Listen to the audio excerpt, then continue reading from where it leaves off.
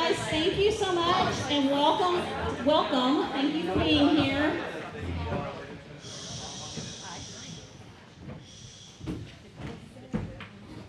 It's like preschool all over again, right? No. Thank y'all for being here. A couple of housekeeping items. The restrooms are the 2 gray doors that are marked men and women. If they're full, you can go through this single door right over here, and there's a set of restrooms in the community room as well. There is free bottled water at the concession stand, and then there's also other drinks and concession items if you get hungry and need something to eat. The emergency exits, again, are through this door here, through the kitchen door, and then the double doors in the back. In case somebody breaks out in flame, you know how to get out. Y'all are stuck on the stage? Sorry, no. Please hold your, please, no applause. We are running through these groups, the Congressional District 10, the Senate race, Senate race 5, and all of the state races are leaving here as soon as they get done and heading to Madisonville to try to get in on that forum as well. So we're gonna run through. Sorry, I hope y'all hear something that impresses you or doesn't impress you, but causes you to make decisions. But please, just no applause. And then, I think that was it. So Senate District 5 candidates, which would be Paul Thomason, Apollo Hernandez, and Larry Nance, just prior to my last question with them, and I will say this is the final question, please get up, move to the enter side, and enter as they exit. So, kind of like cows at the sale barn, right? Hey, we're Leon County, we know what that's like.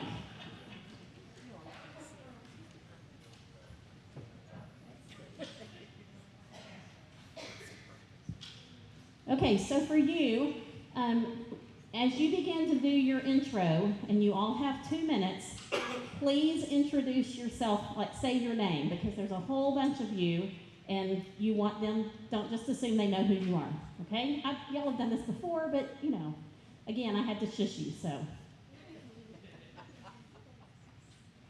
Okay, so, Mr. Hallbaker, you can start. Okay, so my name is Brandon Hawbaker, and I'm running for U.S. Congress District 10.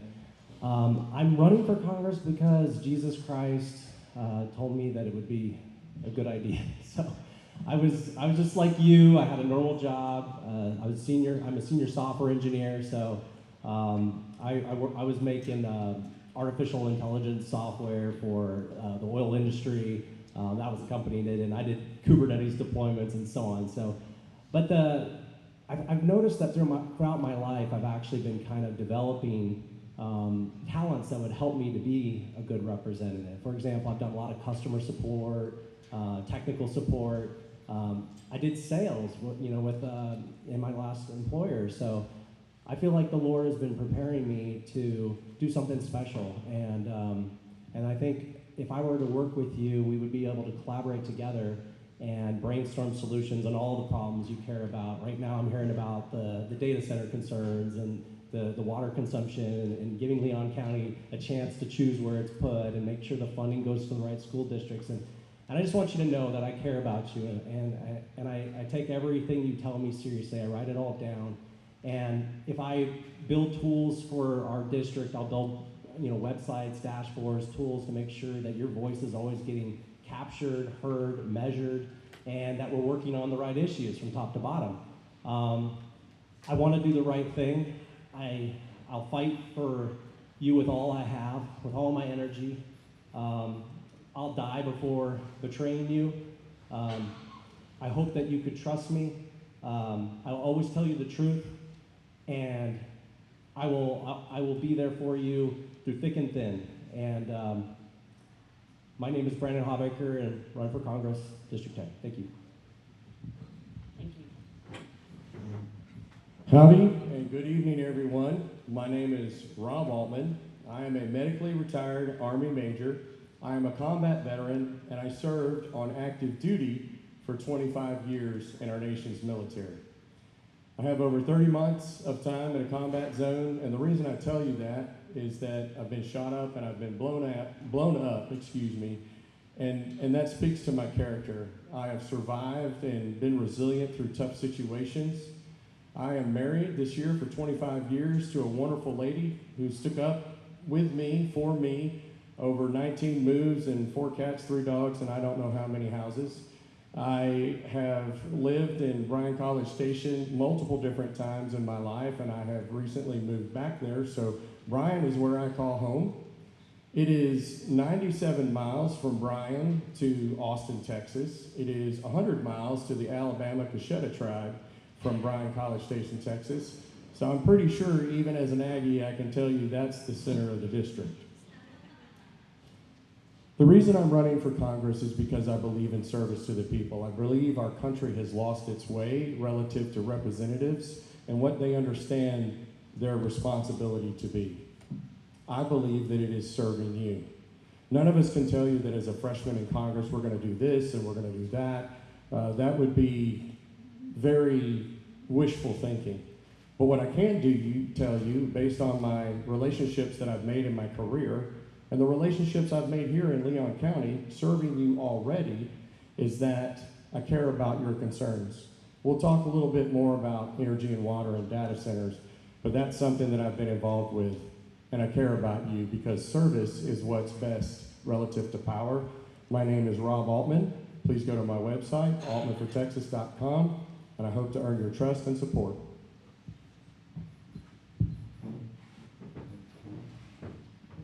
And my name is Robert Brown. I probably have the shortest drive today getting here. I live right next door in Houston County. I live in Latexo. Before that, I lived over in Polk County, but my wife's been in Houston County for 33 years. My in-laws have been here for 2 decades. Staples over at the farmer's market over there in Centerville, the Svex. Now me, I was a turnaround specialist for big retail corporations for 20 years. It doesn't sound very glamorous because it's not. I'd go into distressed business units. I'd find what the problems were. I'd fix them and make them profitable again, usually without spending any money because they were already losing money. So I had this crazy idea, solving problems without spending more money would work great in Washington, wouldn't it? At least it's what I want. And it's what I've been voting for 30 years. And every time we send somebody who says they're a fiscal conservative to Congress, what do? They blow up the debt. So we're up to almost $40 trillion. We're at 124% of GDP. And when all the countries in Europe started hitting 130%, they ended up having to gut at all their benefits. And who'd they go after first? The retirees. They're veterans. We can't do that here. The biggest threat that we have facing this nation is our national debt and our inability to actually write a budget. And that's the biggest reason I ran, because it's what I did for 20 years. I think I can help fix our fiscal house over there in Washington.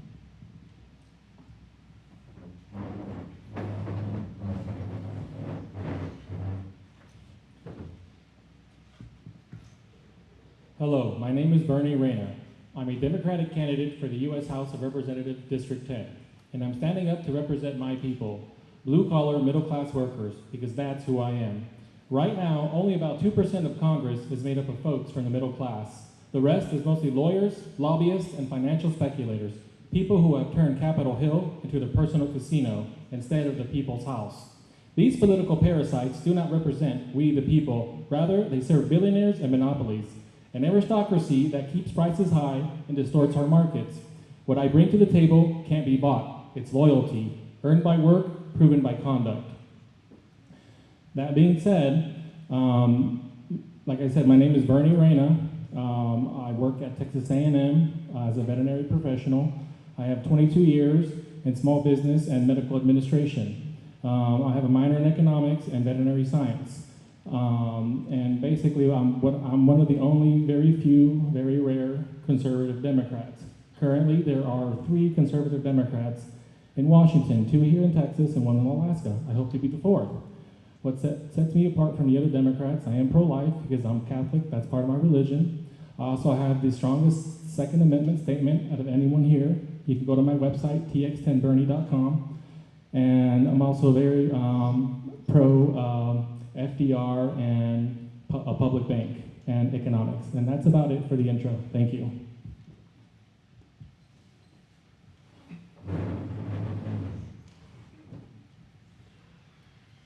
Howdy, I'm Chris Gober, and I am the only candidate running for CD10 who has been endorsed by President Donald J. Trump. I'm a devoted Christian.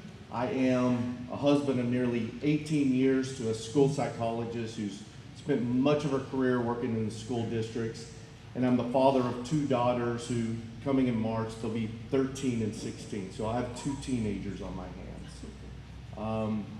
I'm a 7th generation Texan. Like many of you, I grew up in small town, rural America in Texas. I grew up in Throckmorton, which is population 700 people. I moved to a town, Graham, of 8,000. I actually thought I was moving to the big city because there was a Walmart in town. Throckmorton actually ran out of water 20 plus years ago. We had to build a 21-mile pipeline just to get to the local water source. So I understand a lot of the concerns that rural America is going through in this struggle. I'm running for Congress because President Trump, now more than ever, needs people in Washington who not only have conservative values and who will fight, but have a proven track record of winning. And I've spent the last nearly 20 years winning for conservative causes. I built the top conservative law firm in the country, where we are mission-driven to represent conservative candidates and causes. I get to wake up every day, and my job is to win for conservatives and beat the heck out of the radical left. And it's a great existence. But I want to take that fight for you to Washington, D.C., and be your representative and serve that purpose. I hope you'll visit my website, chrisgober.com. I want you to learn more about what I've done for the conservative causes and candidates and what I can do for you. Thank you. Good evening. My name is Scott McLeod. I'm a 31-year Army veteran, son of a waitress who worked 2 jobs to support 3 kids, and I believe I live the American dream. Throughout my career, I got to do some amazing things and experience amazing education that the military afforded to me. Commanded a 1,000-man battalion in Baghdad, commanded the 6,000 soldiers and Marines that went into Houston under Governor Abbott for the Hurricane Harvey response. During President Trump's first administration, I commanded the Texas border mobilization here in Texas, 2,000 soldiers spread out between El Paso and Brownsville. I'm an Army War College graduate. I'm a graduate of the Advanced Strategic Art Program. And I think I've lived the American dream. I've spent 7 years in private Christian education following that, and also the CEO of a company that trains doctors and nurses and emergency medical service personnel. And so I think I've been able to experience this life because I was born into the greatest state and the greatest nation on the planet. But I've got 2 daughters, and I'm really worried about whether or not they're going to get to experience the same life that you and I have experienced because of what we see happening in our country. I am deeply alarmed about our national debt. As was already spoken, we are at debt levels equivalent to what they were in World War II. We know that our 2 Social Security funds are going to run dry by 2035, and we can expect to lose benefits if that's not solved. I'm deeply concerned about farmers and ranchers. I've been endorsed by Mr. John Malazzo and Dr. Jim Butler from Texas A&M and Producers Co-op, and I'm proud to have endorsements from leaders in the ag and farm and ranch community here in the district. Ladies and gentlemen, 96% of our farms and ranches are family owned. And so these are the things I'm concerned about, and I'm concerned about making sure that border stays secure. I know just a little bit about it, and I'm really worried that when President Trump leaves, a lot of folks are going to drift back to the middle where they were. Scott McLeod, thank you.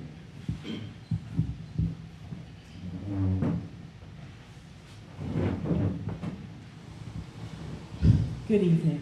My name is Dawn Marshall, and I am running for CD10 on the Democratic ticket. I know.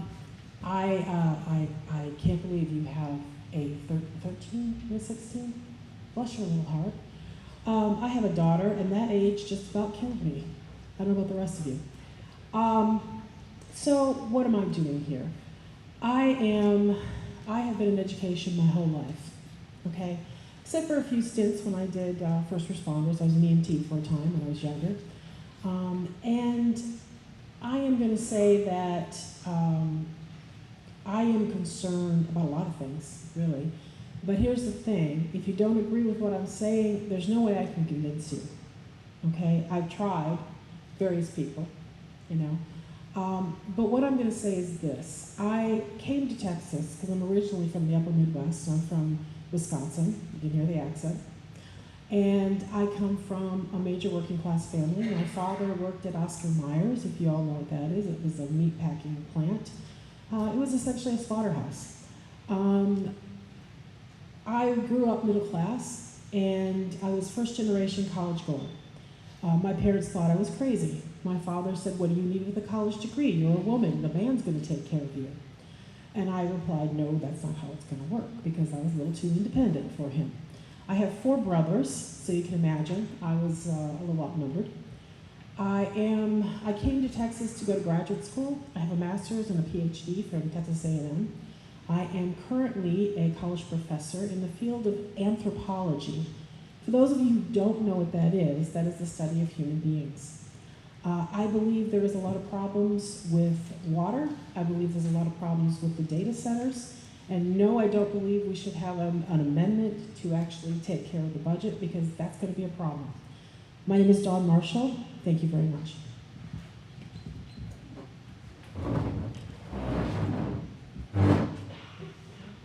Good evening. My name is Caitlin Rourke, also running for Congressional District 10 as a Democrat. And I am running because I'm really, really tired of Congress not doing its job. I am an Army veteran. Scott and I actually served together in the Texas Army National Guard. He then was Colonel McLeod, but it's good to see him up on the stage. And I grew up in a family rooted in service. My grandfathers both served in World War II. They came back. They built the infrastructure of this country. One is a steel worker, one is a telephone lineman. My parents were both public school teachers for more than 40 years. My dad also served in the Army. And that was the kind of service that I was raised to respect. And that is why I can't stand a government not working for the people that it's meant to serve. For me, looking at Congress, seeing how poorly it's serving us, our families, our communities, it drove me to run for this office. Because if Congress is broken, then everything stays broken. We can't make healthcare more affordable and accessible. We can't build an economy that gives people the opportunity to get ahead and not just get by. And we can't fix the executive overreach and restore checks and balances that we desperately need in our democracy. I think about our district a lot, and I think about, if I were to win the seat, what would governing look like? And obviously, as a Democrat in a deep red district, there's a heavy dose of bipartisanship that needs to happen. I worked in Washington for years in public affairs. I saw how bipartisanship is supposed to work, how working across the aisle to advance legislation, to support policies that make people's lives better, that was the heart of what our government did, and it's not happening. It feels like performative politics. It feels like gamesmanship every time we hear about Congress. And I'm tired of it, and that's why I'm running. Caitlin Rourke, CD10.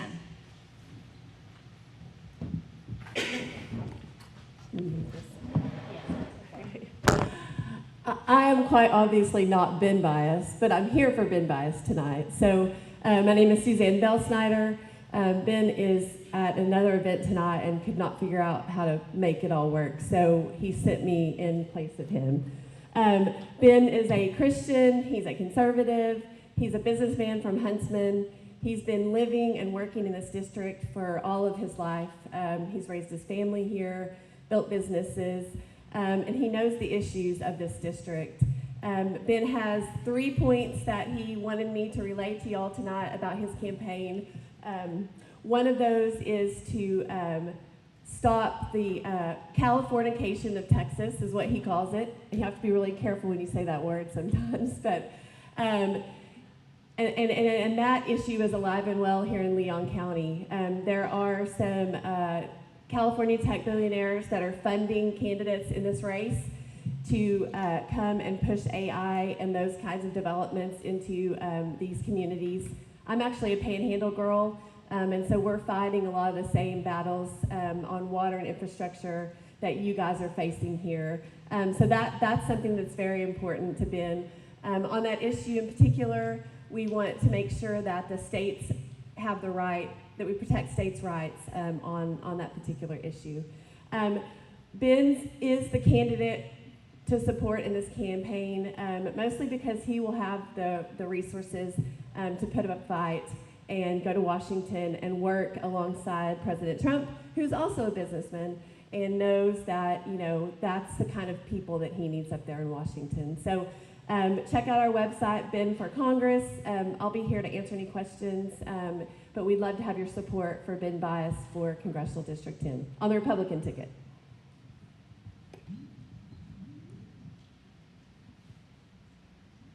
Jackie, Sandy, Jeremy, Story has not arrived yet, is that correct?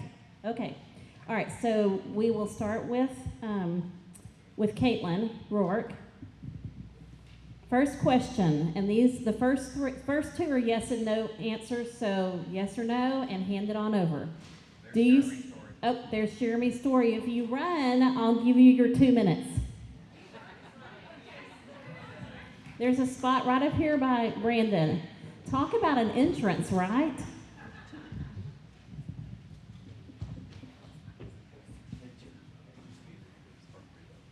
This is your 2-minute intro.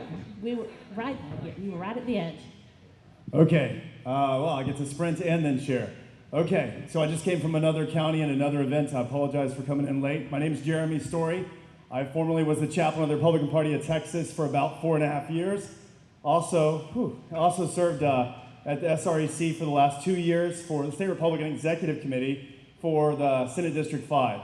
And so I've done a lot in the political realm. In the nonprofit realm, I have run a college organization that works with college campuses across America for about 28 years. I started it, partnership between UT and A&M and some other campuses here in Texas, and it spread coast to coast. And then in the for-profit realm, I run a restaurant with my wife, a farm-to-table restaurant on a 68-acre ranch. We have an event center, and we also have a lodge to help people learn where their food comes from and help them understand how to be self-sustainable. So that's kind of who I am. I'm a father of 7. I'm 50 years old, which is why I probably shouldn't be sprinting through this room. There are other people here that are in much better shape. Thank you guys. And in terms of, for me, I served on Trump's spiritual advisory team in 2016. I'm known as I believe, the proven conservative candidate in this race. I have a history of standing firm, no matter what the pressure, no matter what the obstacle, to press forward, to find solutions, and to stay firm on our conservative values. That's what is the time's up? Okay, 30 seconds. That's what I am known for across the state, and that's what I'll be in Washington, D.C. That's why I'm running. I'm running because I want to be a person that is the same person in D.C. as I am before you right here now. No matter what pressure comes my way, I will be standing for the people of this district and for conservative values, no matter what. And that's why I'm running, because I get tired of electing people that do the opposite of what they said. That will not be me. And I look forward to hopefully being your representative in the future. Thank you. All right, Jeremy, if you'll either hand it back down or walk it back down. You're fine. You know what? I was just going to make you run some more. Back down to Caitlin. Yes. Okay, again, yes and no, and then just pass it to the next person. Do you support a balanced budget amendment? No. Same question. No. Yes. Yes. Yes. Yes. Yes. Yes. Yes. Hang on to it. Do you support U.S. Department of Health and Human Services efforts to make America healthy again? Yes. Yes. Yes. Yes. No. Yes. Yes. No. No. Are you pro-life or pro-choice? Are these just one-word answers? Pro-life, pro-choice. Yes, they are. Pro-choice. Pro-choice. Pro-life. Pro-life. Pro-life. Pro-life. Without question, pro-life. Pro-life. 100% pro-life. Okay, if you will hand the microphone to Chris, right in the middle. Chris is going to start. We're going to go to this end, and then we'll swing it back around on this question. Okay, did that make sense? Clear as mud, right? Chris, if Leon County, all of you, if Leon County residents could count on one thing from you in Congress, what would it be? These are 1-minute answers. Yeah, I'll fight for you, and I won't give up. I don't believe that Washington needs any more politicians who go up there, get comfortable, and just send back newsletters to their constituents. I think people need to show up, they need to listen, they need to take their constituents' concerns and issues into account and take them back to Washington so you have an effective voice. Because here's one thing I know is whoever gets elected up here, we work for you. Not the party leadership, not the donors, not the lobbyists, we work for you. And frankly, if anybody up here doesn't recognize that or understands that, they need to be sent home. So the one thing you can count on me for is to go there, fight for you, and be an effective fighter that will actually bring home wins to this community. You can expect the same thing that I gave my soldiers, accessibility and work ethic. Article 1 of the Constitution states that a representative should go up there for a limited amount of time, make legislation, and then be able to go back and live in the district that they came from. There's really nothing sexy about this job if you're doing it right. It's a whole lot of windshield time. It's a whole lot of sitting down with folks, looking into their eyes, getting out a notepad, and finding out what's important. 13 counties in this district, they all have different federal touch points, and there are different ways to serve each of the counties. But guys, if you're not going to do the work to get out there and find out what the issues are and then have the courage to go back to DC and put your finger in the chest of some of those folks up there who want to ride the cocktail circuit, then nothing's going to get changed. Birds of a feather flock together. We keep hearing that we're going to solve problems, but doggone it, we need to send a different type of person up there who's actually willing to do it and who has experience doing it. I'm sorry? Scott McLeod.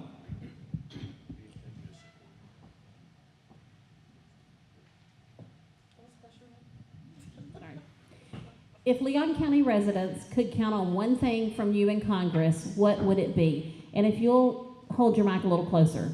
You were a little quiet last time. I'm sorry. My name is Dawn Marshall. I'm running on the Democratic ticket. The one thing you could rely on me is integrity. I'm not a politician, never professed to be a politician. I'm not from Austin. I'm not part of that group. I am somebody who's willing to do the work. In my mind, for me, it's you need to do the job and stop trying to keep your job. Okay? I will listen. I am good at that. As a teacher, you have to listen to people and understand where they're coming from and be able to cross over and try to meet them wherever they are. I also believe in trying to reach across the aisle. The problem is getting them to come to the table and reach across with you. So if people are willing to do that, I'm willing to do that as well.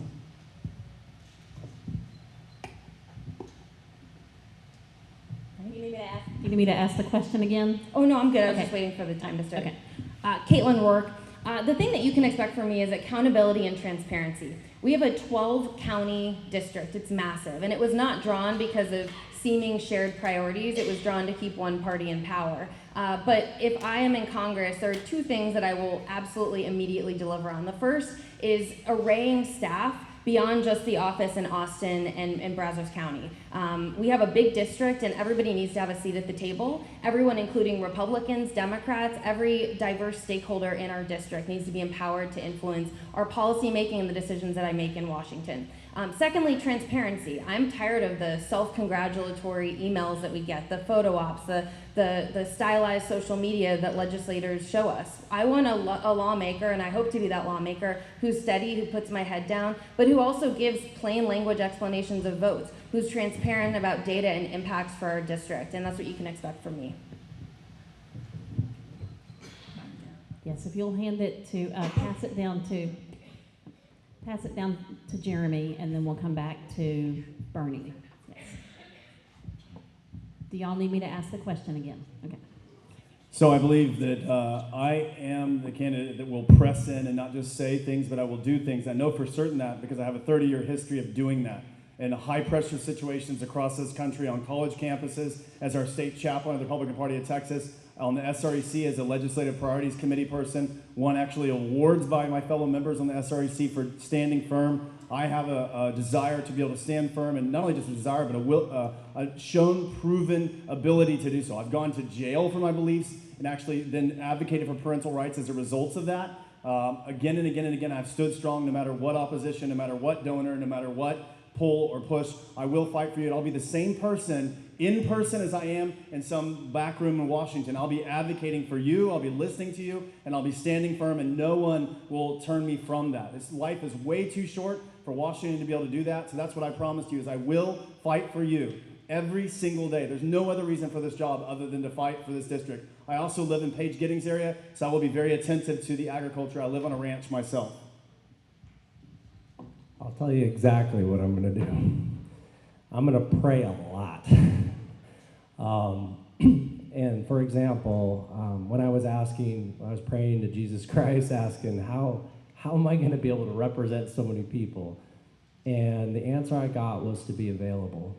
And so that's what I'll do, be available. And that means if I need to create a chat group so you could chat with me, or a signal group so you could chat with me, or give you a text number that you can text me, whatever it is, I will be available to you. Because I believe that if we're gonna solve any problem, we're gonna have to work together. And we're gonna have to get some inspiration if we're gonna get the right solution to these problems.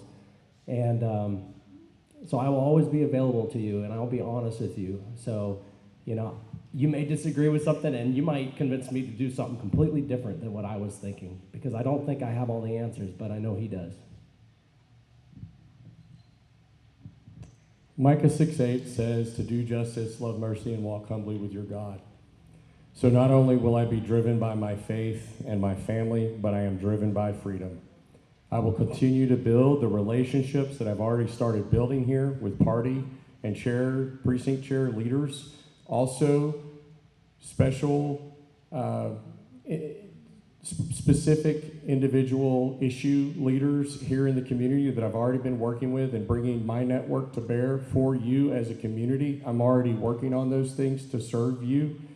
And one thing that's very important to me, having been someone who was a veterans advocate and spoke with folks on the Senate Veteran Affairs Committee, is I will fight for your veterans, and I will also fight for the future generations that are going to be our leaders in the future here. Thomas Jefferson said, "The only sure reliance for the preservation of our liberty, it's the people, so I will serve you." Would you state your name? And I don't think you did either, Brandon, so. I'm Rob Altman. Brandon Hobbaker.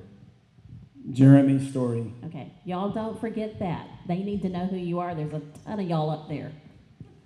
I'm Robert Brown, obviously Republican Party. When I get to Washington, I think the biggest thing that I can promise is that I understand what the problem is in Washington, D.C. The people who are going to be there to greet us are the people who created most of the problems. That's directly in line with what I did my entire career. I had to go into companies where the people in charge destroyed the companies, and I had to get them on board with doing what was necessary to fix the problems. I did it for 20 years, no matter how big the ego, I brought them down so the problems can get solved. So I'm not gonna present slogans, I'm gonna present solutions, and we're gonna get this stuff fixed because there's a practical solution to everything if you actually understand how things works.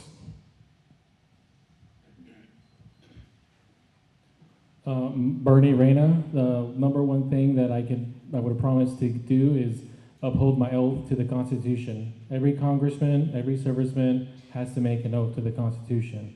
And that's the number one thing that you can count on me. I will uphold the Constitution. I will never take bribes from lobbies. I will always be independent, and I'm going to use the virtues to guide my decisions in Congress. And I will also use economic literacy to also make those decisions. Okay, next question. Let's start with Scott. Scott.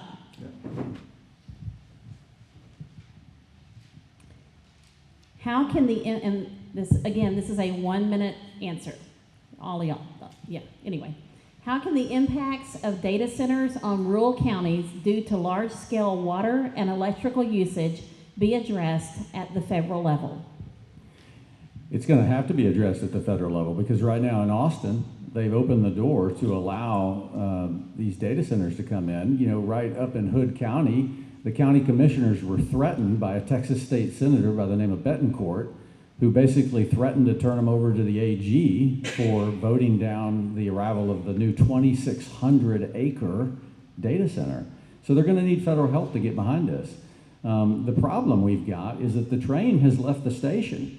We've got 400 on the ground, and they're planning more, and they're flooding in, and they're taking advantage of the way the county commissioners, the law is written, which does not allow them to issue moratoriums on the arrival of the data center. So it's going to take the federal government to get involved and help put a stop to some of this to protect our resources, our water resources, our energy, and to give the citizens of the counties a vote in how these massive structures are allowed to come into our counties. Scott McLeod. So I believe that, like a lot of issues, that it's best left to the local communities and the state. And when it comes to data centers and the building of data centers, I don't think that that's any different. It is the people that are closest to the issue that should have the loudest and strongest voice.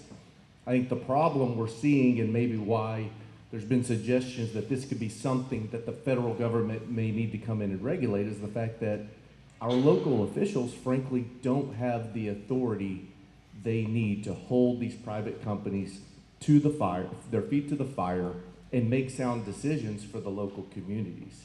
And that's largely because of their lack of ability to dictate much out in unincorporated areas. So as a member of Congress, one thing I would do is really be an advocate to the Texas legislatures to pass strong laws that give your local officials more authorities to hold people their feet to the fire and have real accountability to protect your water and your resources and your cost of electricity low.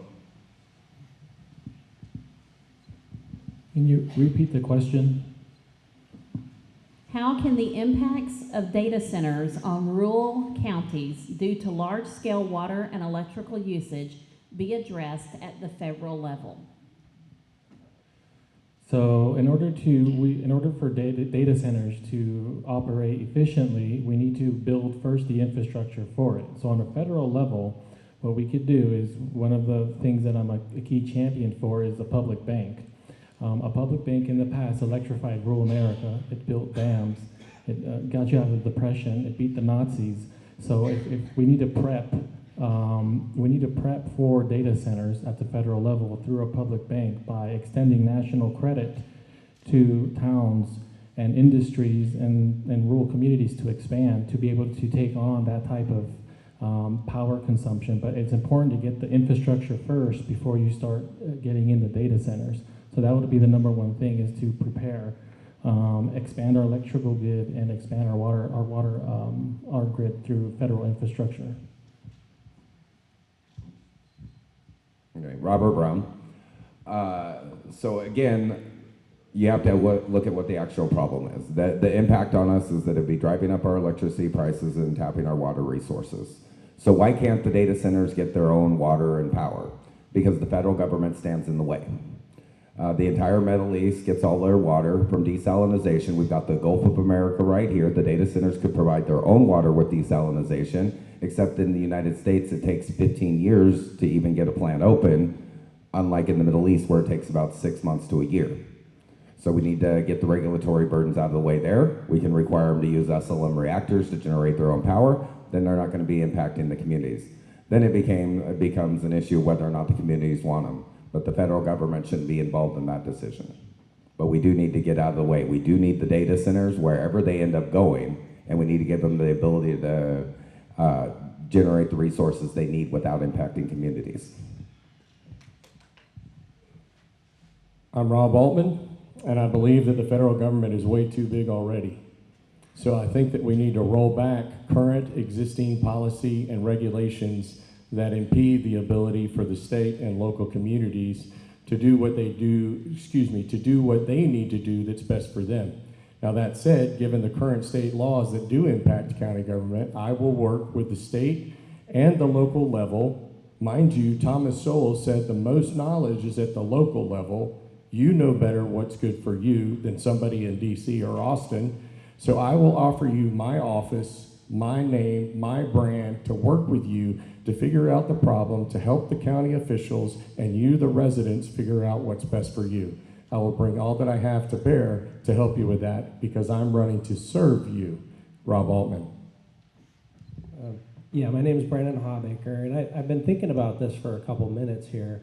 And I also agree, like, water desalinization might be a good solution, and also, getting rid of any federal regulations that are getting in the way of the locally. That being said, there might be some things we could do, like maybe a property rights amendment or a property rights act to protect property rights, rights to your own property, water, stuff like that.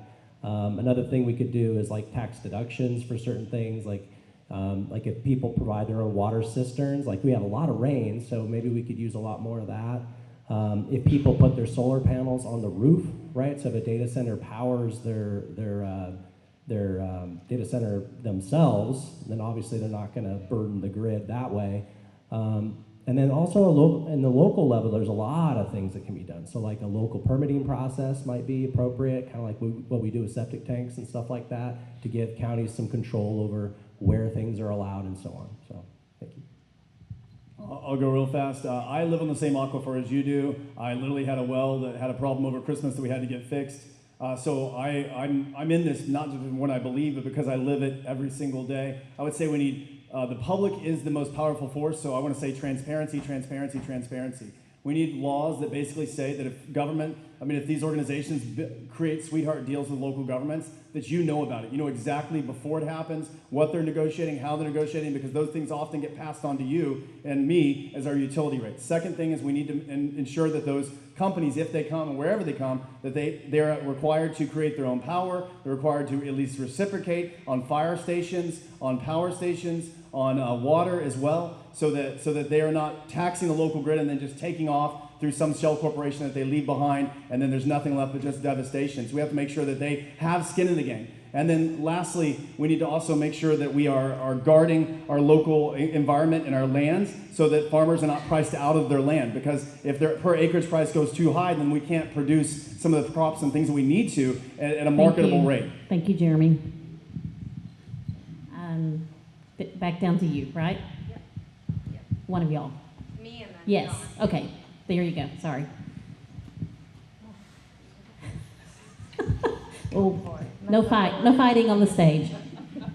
Caitlin Work. So I think that the federal government can be really helpful in the sense that, we can set guidelines, because I think what I'm hearing, and I think what we hear on the ground from local leaders, is they don't have the tools and they're not empowered to deal with a lot of these issues at the local level. And I think a lot of that comes from the fact that the companies driving this rapid AI infrastructure development and this I think in oftentimes this kind of false sense of urgency that we need to sort of ignore some of the potential costs, both understanding the real economic impact, the real job creation numbers, the real environmental impact of these, building AI infrastructure in our communities. It's being kind of pushed under the rug for this fear of not being competitive, not falling behind our adversaries. And so I approach the issue with a lot of skepticism, and I think the federal government can set guidelines for environmental standards, job creation, and transparency, so that local leaders and states can have the tools they need to go about this responsibly. I'm Dawn Marshall, and I think with AI and with these data centers, because essentially data centers are for AI, let's not forget that. AI is powerful, I'm not going to deny it. However, I think they're putting the cart before the horse on this one. Water is essential, folks, and they use 1 million gallons of water, and that's a small center, a day. And they have different things online. They'll say, well, they've got this coolant or that coolant, but honestly, what they've come down to right now is still water. We voted down the water in, the center that was in College Station, only to have Brian agree to it. And yes, and it's the same water, and so now we're going to have something out at Relics. If you're talking about not using an electrical grid, because if they're using an electrical grid, it's going to take money from you because it's going to cost more. But then they're also going to be using, diesel fuel, and just the sound and the pollution that's put out by that is not to be believed. So in my mind, we need to have the Environmental Protection Agency, and they need to have more teeth, because they can do the national and not have just the local. Thank you. You've already answered this, right? I started with you. Okay. All right, great. Okay, if you'll move the mic down to, yes, where I'm pointing. One more.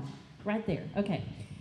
Senate District 5, that would be Paul, Apollo, and Larry. If y'all will go ahead and move up to the edge of the stage so that you're ready to go. As they're leaving, you're entering.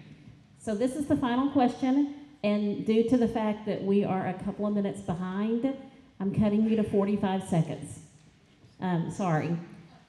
So the question is, what is the most pressing issue facing our district? We're going to start with you, move this direction, and then back to Rob and down to Jeremy.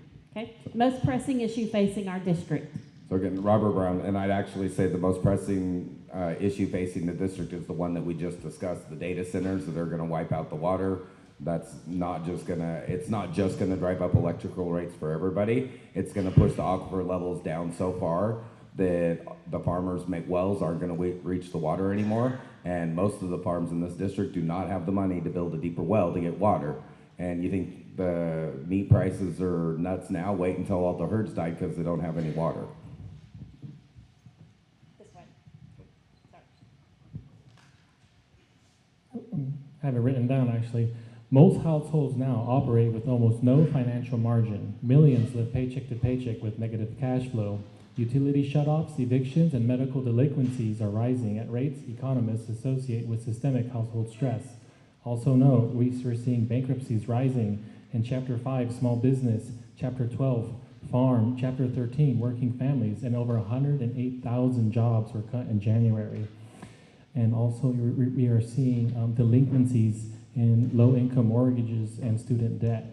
So we have economic problems because Donald Trump is economically illiterate. He does not know how to run an advanced industrial economy. He's a good businessman, knows how to make money for himself and his business partners. So what we need is people who represent the middle class. Chris Gober, I believe the biggest challenge is what are we doing to make people's lives better here at home while we deal with a lot of very big and complex issues, whether it's changes in technology, whether it is foreign adversaries, whether it is our reckless spending that is increasing our interest rates and our cost of living. I think it is balancing those things to figure out what can we do to change the course of Washington, D.C. to make things better right here for the people at home. Scott McLeod, I think that one of your biggest challenges is Austin. You know, look, I'm all for small government, but if anybody here thinks that those guys in Austin are waking up in the morning with Leon County at the top of their mind about eminent domain or water or power generation or anything else, I wouldn't. I got a bridge in Arizona I want to sell you, okay?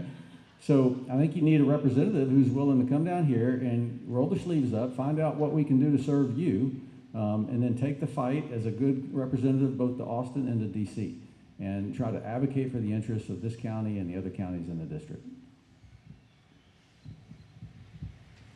Don Marshall, I think we covered water fairly well.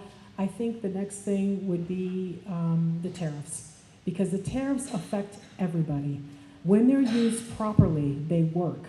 But when they're not used properly, this is what's going to cause a lot of problems. It needs to go back to the purview of Congress. It was never meant to be a presidential venture. So we need to take care of the tariffs. It causes a lot of, certainly an increase in economics, and this is why we're feeling our purses getting a little bit more tight. Caitlin Rourke, I would say that to me, economic opportunity and the lack thereof is the biggest problem that people are facing, and that spans affordable childcare, healthcare, housing, not being able to live within a reasonable distance from your employer. It's watching people work really, really hard every day and keep getting pinched, feeling hopeless, feeling like they can't put one foot in front of the other and get ahead. And there are a lot of policies and a lot of good that Washington can do to address that. And I think because of the political gridlock, because of the fear of working across the aisle and passing meaningful legislation, we have reached a point where there are a lot of people hurting in this country, and I think it's contributing to a lot of the political division that we're seeing. Down to Rob.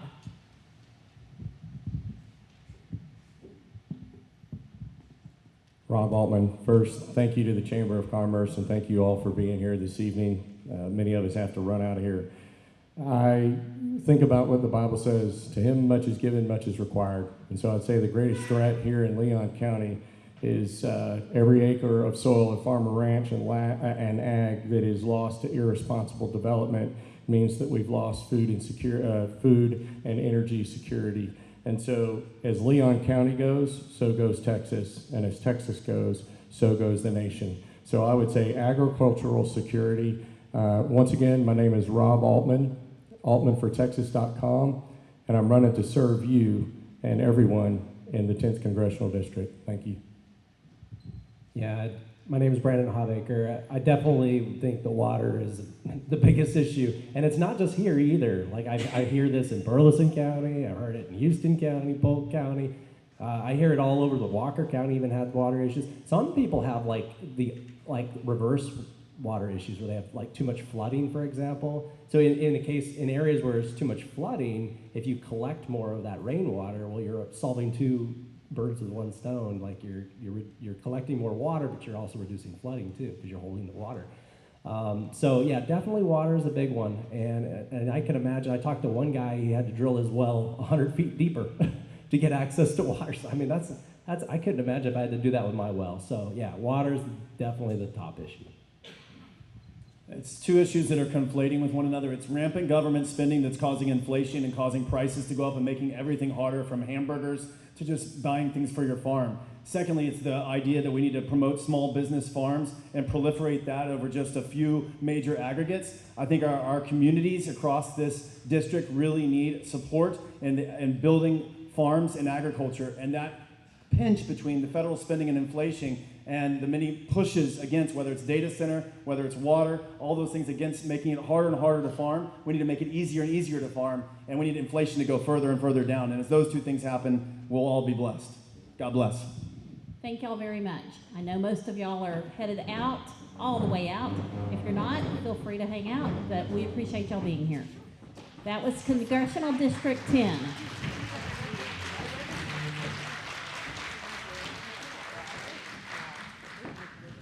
This way. Exit this way. Sorry.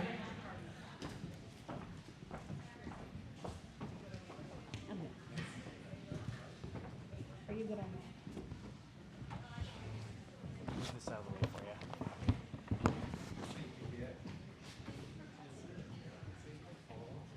you. Just a quick reminder, there's free water, there's also drinks and snacks and stuff at the kitchen window, concession stand. Okay. So this is Senate District 5. Paul Thomason has the microphone. Apollo Hernandez, Larry Nance. So your 2-minute introduction starts now.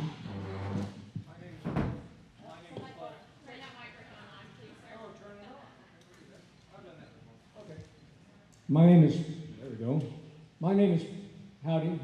Paul Thomason. I'm running for the Democratic nomination for Senate District 5. I have been a politician for 5 months and 4 days. I am still before you, over 43 years, a United Methodist pastor. I still continue to serve in that capacity, although I've been retired for about 3 years, but they never really let you quite fully retire. For example, once a month I preach at a Spanish-speaking United Methodist church. I've been married to the same wonderful lady, Diane, my wife, for over 40 years. She is a retired teacher. My son Matthew is a teacher. My daughter Ashley is a teacher. She is married to a teacher. My mother was a teacher. My grandmother was a teacher. My grandfather was a teacher. So you can kind of guess what I think about vouchers. Let's just start with that. But anyway, getting back to it, that is a bit about my background. And yes, I will say it this way. I heard from a wise man many years ago, do you think your life is better now than it was a year ago? Do you feel like you're better economically off than you were a year ago? Do you think education in this state is better off than it was a year ago before they took millions of dollars out of the public schools? And where are most of the kids at? They're in the public schools, so they're suffering the most. Do you feel like your health care is better now than it was a year ago? Or do they seem to be going up again for you? Name anything. In fact, the motto of my campaign is, it's time for change. And frankly, I think it's high time for change. With these questions and many others, you're not better off. And by the way, the last question is, are your civil rights better off than they were a year ago? The answer to me is a resounding no. It's high time for change. Howdy y'all, my name is Apollo Hernandez and I'm a Republican candidate for Senate District 5. Texas needs tested leadership. We need people that have put skin in the game to protect our country, to make sure that we're safe. A little bit about myself, I'm a former military combat veteran. And when I say combat veteran, I didn't just go to a combat zone, I was kicking in doors and getting into gunfights. I earned my way into one of the most elite units in the United States military. Everybody knows about Navy SEALs, Green Berets, Ranger Regiment. Hardly anyone knows about Recon Marines. The people that make it into those communities are people that are willing to put it all on the line and never quit. I was blown up on 2 separate occasions in Iraq. I also went to Afghanistan as a defense contractor, so I know both sides of the global war on terror. And I fought in some of the biggest battles that we had in the global war on terror, including the Battle of Fallujah, Operation Steel Curtain. And you might ask yourself, what does a person with my background do after service? And first, we gain a bunch of weight. Second, we look for ways to serve, and we continue to serve. I've been serving since I got out. I've now pivoted into cybersecurity. We don't have a single state legislator in the Texas House or the Texas Senate that has a background like mine. And that's something we need to fix. That's a huge gap. We have a bunch of risks coming in from the cybersecurity side. Also, I've been married for about 6 years. I should probably know that a little faster. Don't tell my wife. We live in Georgetown, Texas, and we're raising a 4-year-old daughter. My wife was a public school teacher for 13 years, and the fact that she doesn't want to send our kid to public school is a problem. We have to fix education. There's a lot of things that we got to do on that side of the house. But look, guys, I'd be honored to earn your trust and to earn your support to help make Texas safe, strong, and affordable. My name is Larry Nance. I'm also running for the office of Texas Senate, District 5. I'm running for this office because I want to help you and your families reduce your tax burden. I'm married with 5 children, 9 grandchildren, and 4.5 great-grandchildren. We live in Liberty Hill, Texas, out in the country there. I've been married for 61 years, and I spent my career in the metal recycling business. When Nucor Steel opened up here, we were one of the first customers to supply them with scrap. After I retired back in 2001, after that I decided I needed to give back to the community. So what I've done since then is I've worked as a volunteer in the communities. I lived in El Paso at the time, and I was on the planning commission there. I chaired that, so I have a little bit of understanding of the problems you're facing here with these data centers. I also chaired the zoning board of adjustment. I've chaired on public utility boards. I also served as a fire commissioner. So I definitely have the experience that you need to help you in the state office. And I'm running to help reduce your taxes, cut your taxes, help you on your appraisal district, and to be able to put more money back in your pocket. That's the only reason I'm running, is to help you people there. And if you don't think I can get along with people and do things, I'm a little bit senior than these guys.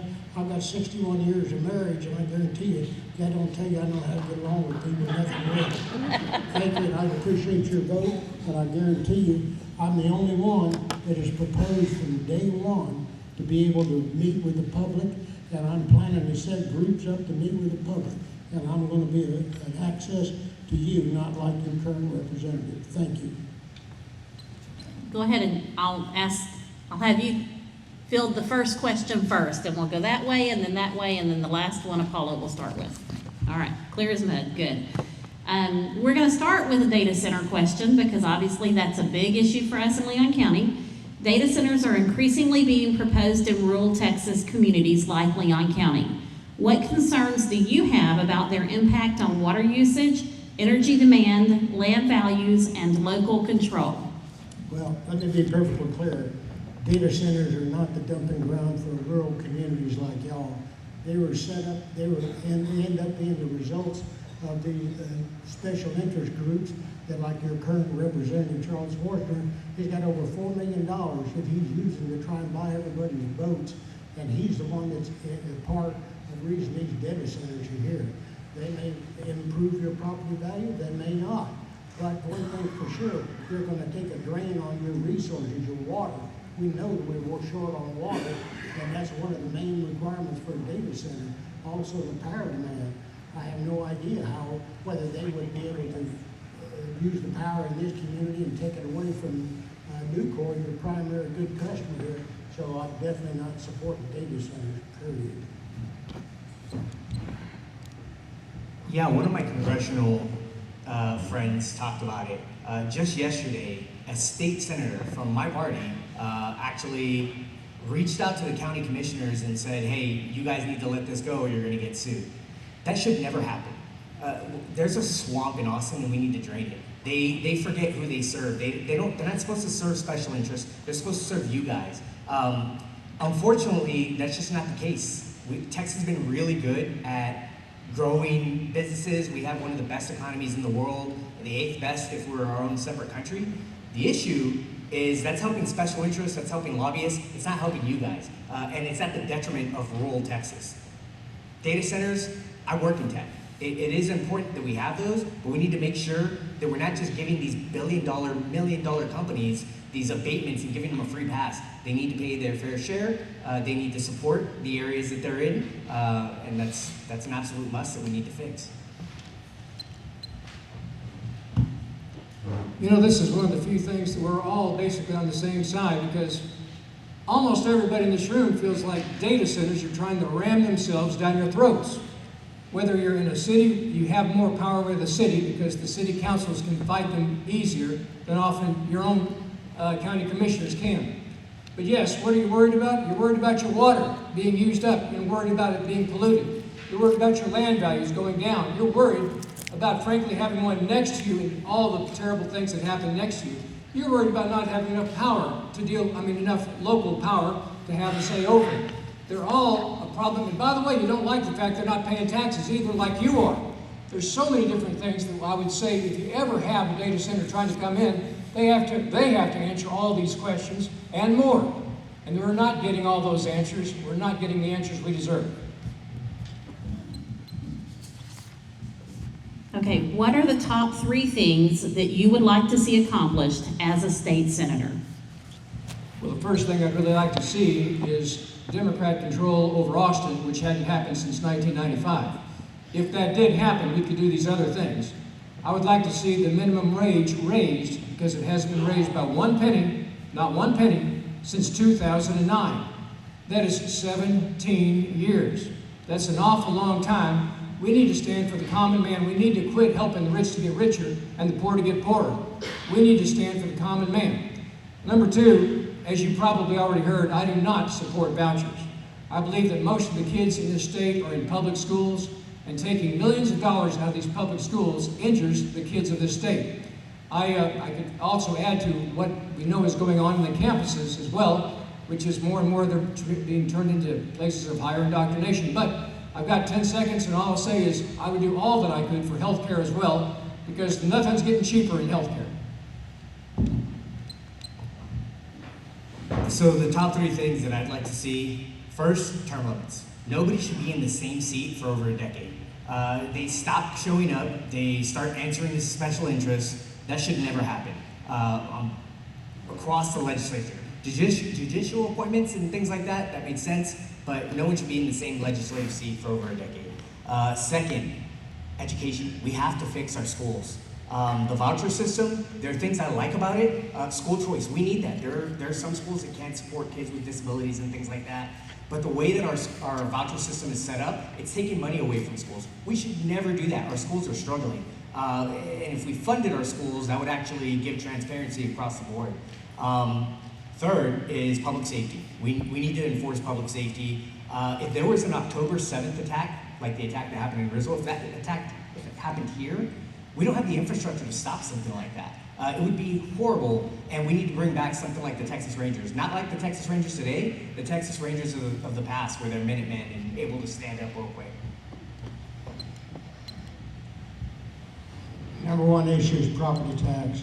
We have to do something about the property tax. It's hurting every family. It's ridiculous to how high these taxes have gone. And the second issue is the appraisal process. The appraisal districts are out of control in how they raise your property values every year. And we need to change that. And I've got a plan to do that. And then third is to obviously our spending within the state and be responsible and more care and responsibility towards our counties. There's no concern about your water rights here. They're 50 years behind in trying to get something done on water. And that's been a problem that long that I know of. So those are the main issues besides our security and our education office. Thank you.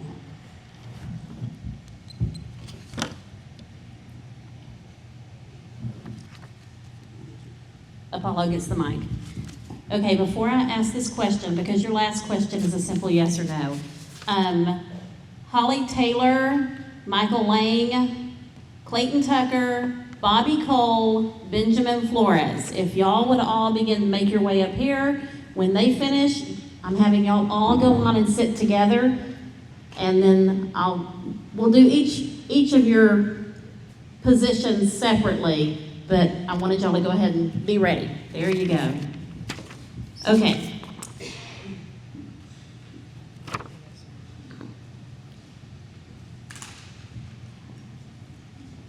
I almost can skip this because I think y'all have all answered this already, but it's on my paper, so we're asking it. What do you see as the most pressing issue facing Senate District 5, and how would you address it if elected to the Senate? So I think it's affordability. One of the biggest ways that property taxes get increased is the school boards. The state legislators say, hey, you're gonna get a discount, we're gonna raise the tax exemption, but then the school district will turn around and say, hey, we need to pay for X, Y, Z. If we funded our schools, that would take that burden off of the appraisal districts, and then they're able to actually be funded, and there would be transparencies. It's not their fault, but it kind of is. School districts just spend money frivolously. That's our money that they're spending. We need to put controls on how they're spending that money, provide oversight, and focus on things that actually matter, like get rid of all the DEI stuff and focus on reading, English, math, science, technology, civics, and fiscal responsibility. Kids don't learn that stuff, and that's an important part to fix their future. So if we funded our schools, it would cascade down to property taxes and a bunch of other things, and it'd make our children have a future that's worth having. To me, and maybe to you also, probably to you also, the most important thing in this district are your children and your grandchildren, and a few of you, even your great-grandchildren. The fact is that, yes, what's going on in our public school system is more and more money is being taken out, and those schools are having all kinds of problems because of that. And by the way, in 2017, the state Senate passed a law saying that the detention centers were also daycare centers. I say that putting a child in a cage, especially for months at a time, is child abuse. And so that too, I would do everything I could to reverse.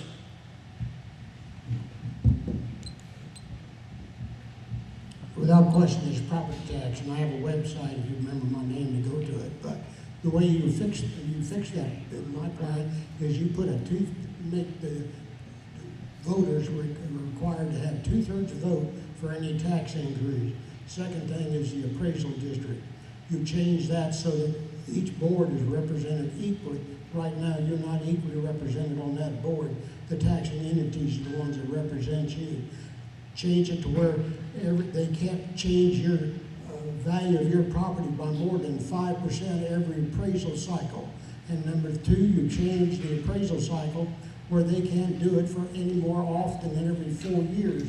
So that's a big part of how come your taxes go up, is because they keep raising the appraisal value on your property so that they don't have to raise your taxes. They raise the appraisal value, and they're the ones that the appraisal board is the one that's in control of how that's done. Thank you. All right, final question. Are you a supporter of the school choice bill to provide vouchers to private school students? Yes or no? Yes. No. Obviously not.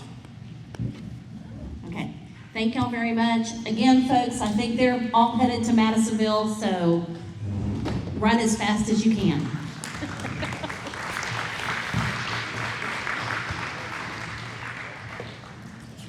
And safe travels, please.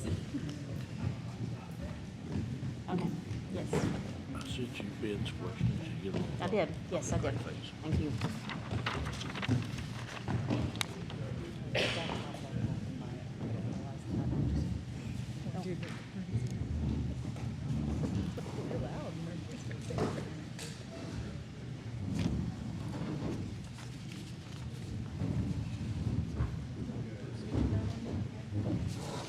Okay, folks, so this group of individuals are all at the state level, and they are all on the Democratic ticket.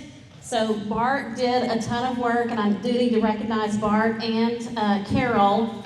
Y'all wave your hands. Bart's up here, Carol's over here. Look at that. They even sat on the opposite sides of the room from each other. What's up with that? We're supposed to be, what did they say? Not crossing party lines, but, meeting in the middle or something.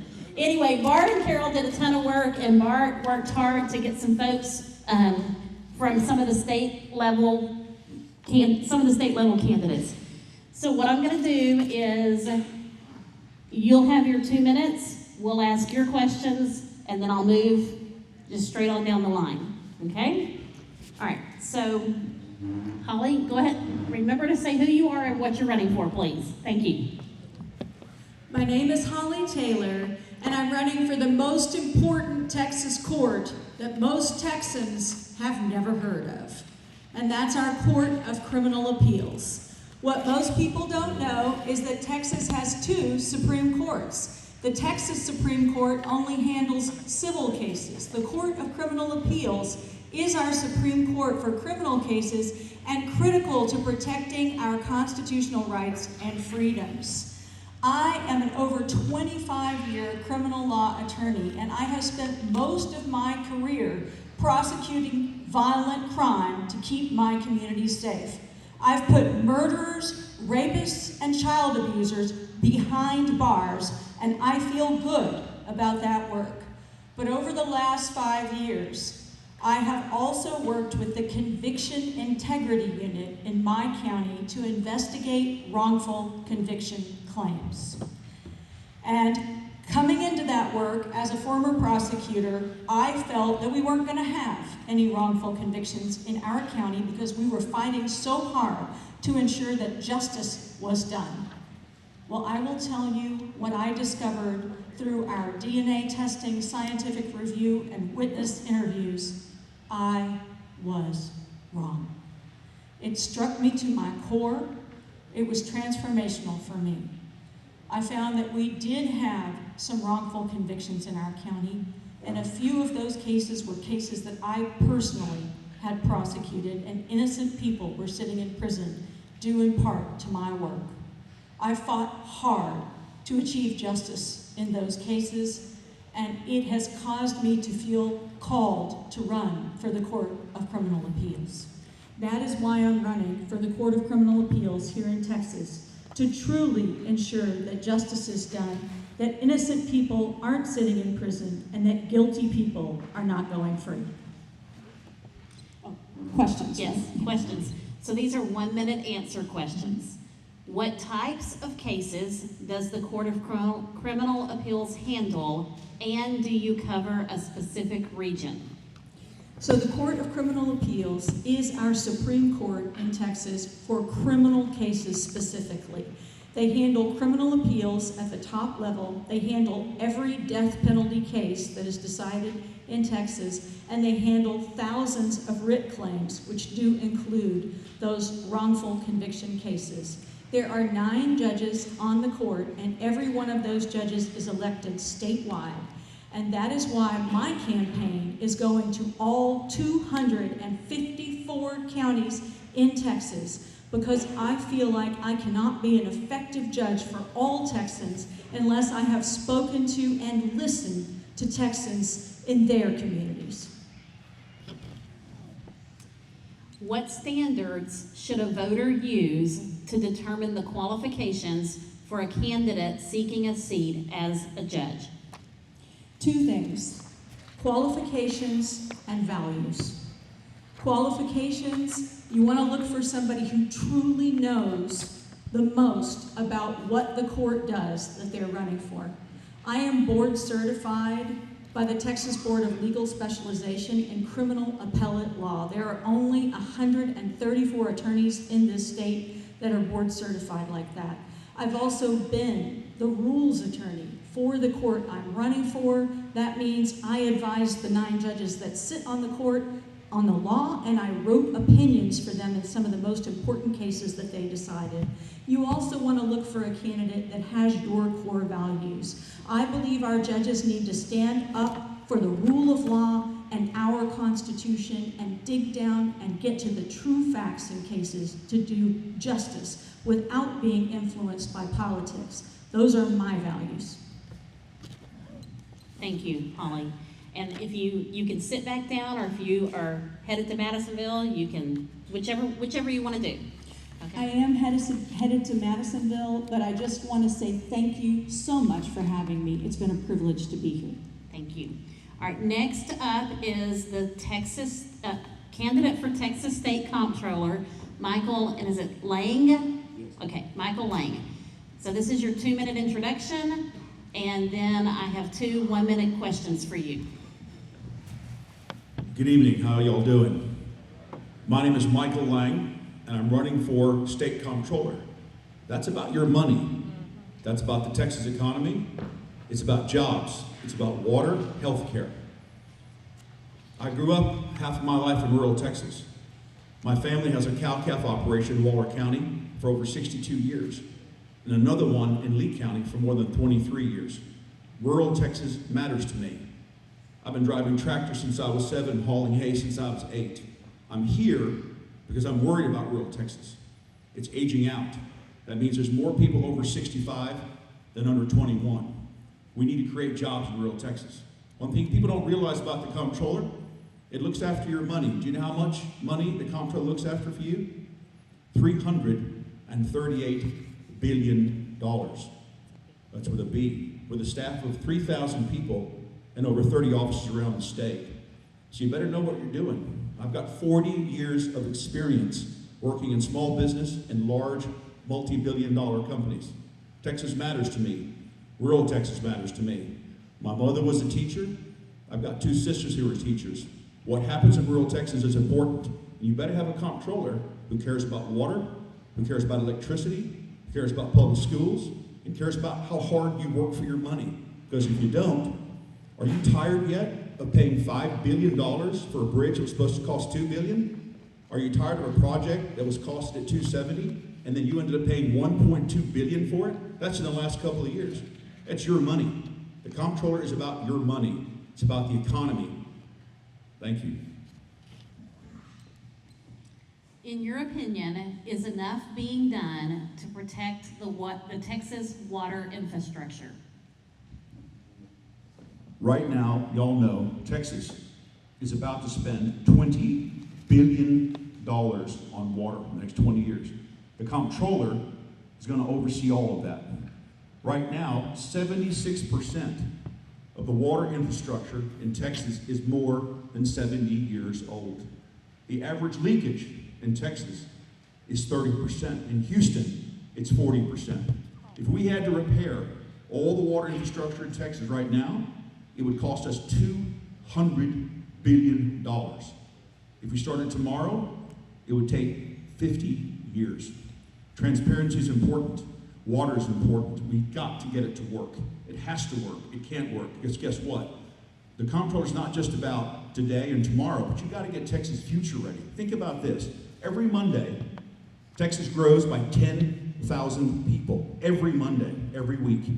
That's people who need water, need electricity, need jobs and housing. In the last 5 years, over 500,000 people from California moved to Texas.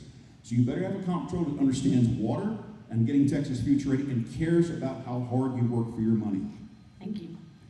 What ideas do you have to strengthen local rural communities and their economies? The number one thing is to remember this. The comptroller is not a legislative job. The comptroller does not make laws. It can't change laws, and it can't vote on laws. But you know what it is? Of the 200 state agencies in Austin, the comptroller is independent. It does not report to the governor. It does not report to the lieutenant governor. It does not report to the legislature. By the way, every session, once every 2 years, who tells the governor and who tells the legislature how much of your money it can spend? That's the comptroller. The most important thing is to make sure your money is used wisely. $20 billion plus $338 billion and $1 billion this year on school vouchers, which is totally controlled by the comptroller. And in 5 years, that number is $5 billion of your money. That's $5 billion not going to rural public schools. That's your money. That's your school system. Rural schools matter. Water matters. It's got to work. You've got to make sure you understand what's going on there. Thank you very much. And again, you're welcome to sit back down or welcome to go. Thank you. I appreciate your time. I know you're here because you care about Leon County, you care about Texas. I'm Michael Lang. If you want the best bang for your buck, Michael Lang for State Comptroller. Thank you all very much. Have a good evening.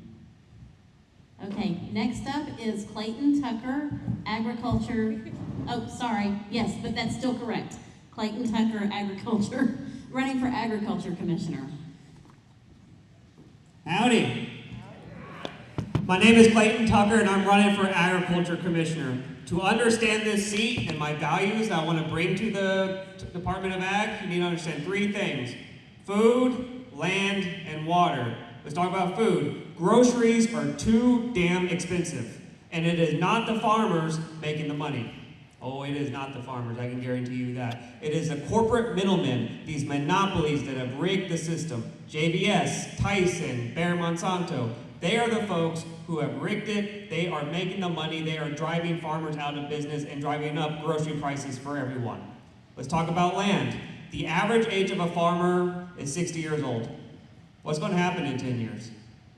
We have to get folks my generation. I'm the first candidate from either political party to be born in the 90s. Please try not to hold that against me. And I am telling y'all, a lot of folks my generation want to get into agriculture.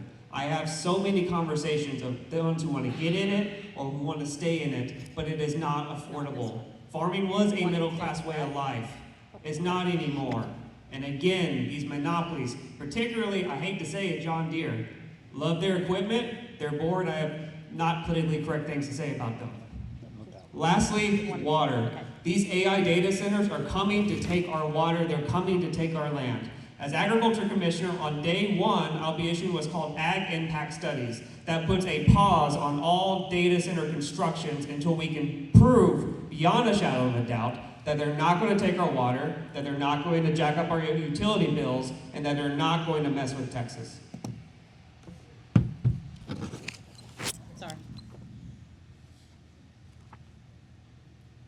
From the standpoint of agriculture in the state, what measures do you think would be most effective in making small agriculture profitable and sustainable going into the future? Well, the unfortunate truth is until we solve this monopoly issue, you're trying to treat cancer with a Band-Aid. Like, this is the heart of the problem right now. There's another issue that's really not talked about. Look, we all know how NAFTA and a lot of these free trade deals sent our factories overseas. We know what it did to East Texas Steel. We know what it did to what's now called the Rust Belt. It did the same to our agriculture. We lost 250,000 family farms in Texas alone since NAFTA was passed. They offshored our agriculture. What you eat at the grocery store ain't from Texas. If it has to grow Texan, yeah, then it is, but most of our food isn't. You can go to buy beef. It could have an American flag on its label. I guarantee you it's probably Brazilian. The labels mean nothing anymore. So we're going to reshore our agriculture, and we're going to go after the monopolies to make farming itself affordable again. And then finally, how much of our producing cropland is owned by corporations and conglomerates, and how much of that is owned by groups with corporate interests in suppliers or purchases of goods to or from that farm? Does anyone know who the biggest farmer is in the United States? Bill Gates. That's true. Look, these billionaires, whether you want to call them billionaires, oligarchs, elites, Wall Street, whatever you want to call them, they're all the same. They are systematically taking over our farmland. They're buying it out. Now, they're smart. They're smarter than they used to be. Like, if this was the 1800s when we went through all this before, they would have outright owned it. That's what, Standard Oil did. They just owned everything. Now they're being a lot more secretive. If they just bought our farmland, they only really own like 5%, but if they legitimately bought it, then it's easy to put two and two together. So what they do is they hide in the shadows. That's where they have shell companies, where they buy out their competitors, and they create a monopoly market. They say we live in a free market. We used to. We now live in a monopoly market where the monopoly is all the rules. If you like anything I said, go to ClaytonTuckerTX.com. We have an issues page. Every issue is a petition where you can sign and share your story. We have a petition about AI data centers, and we are hearing stories about it. Thank y'all. Thank you.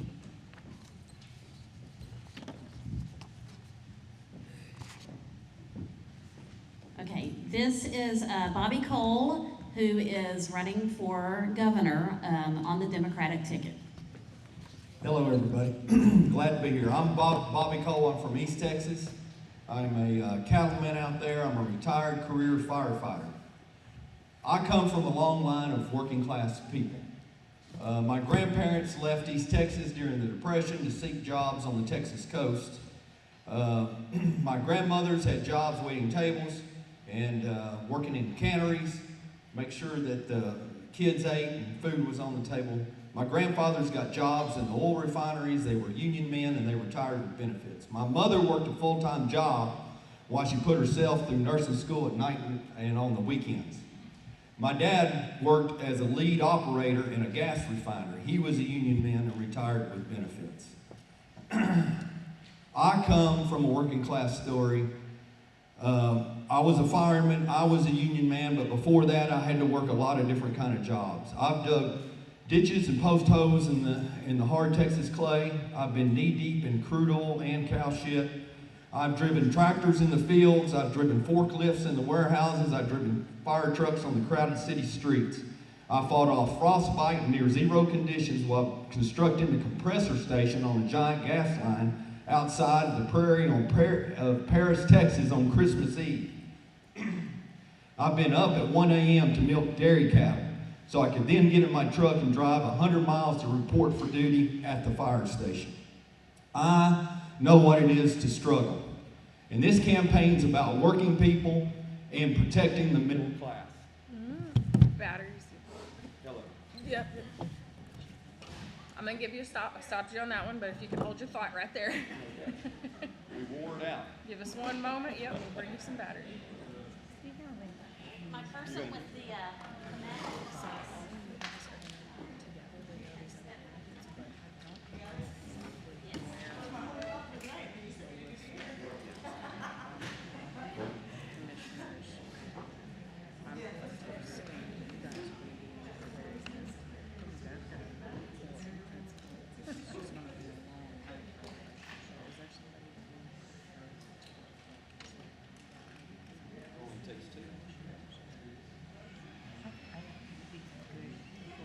Testing.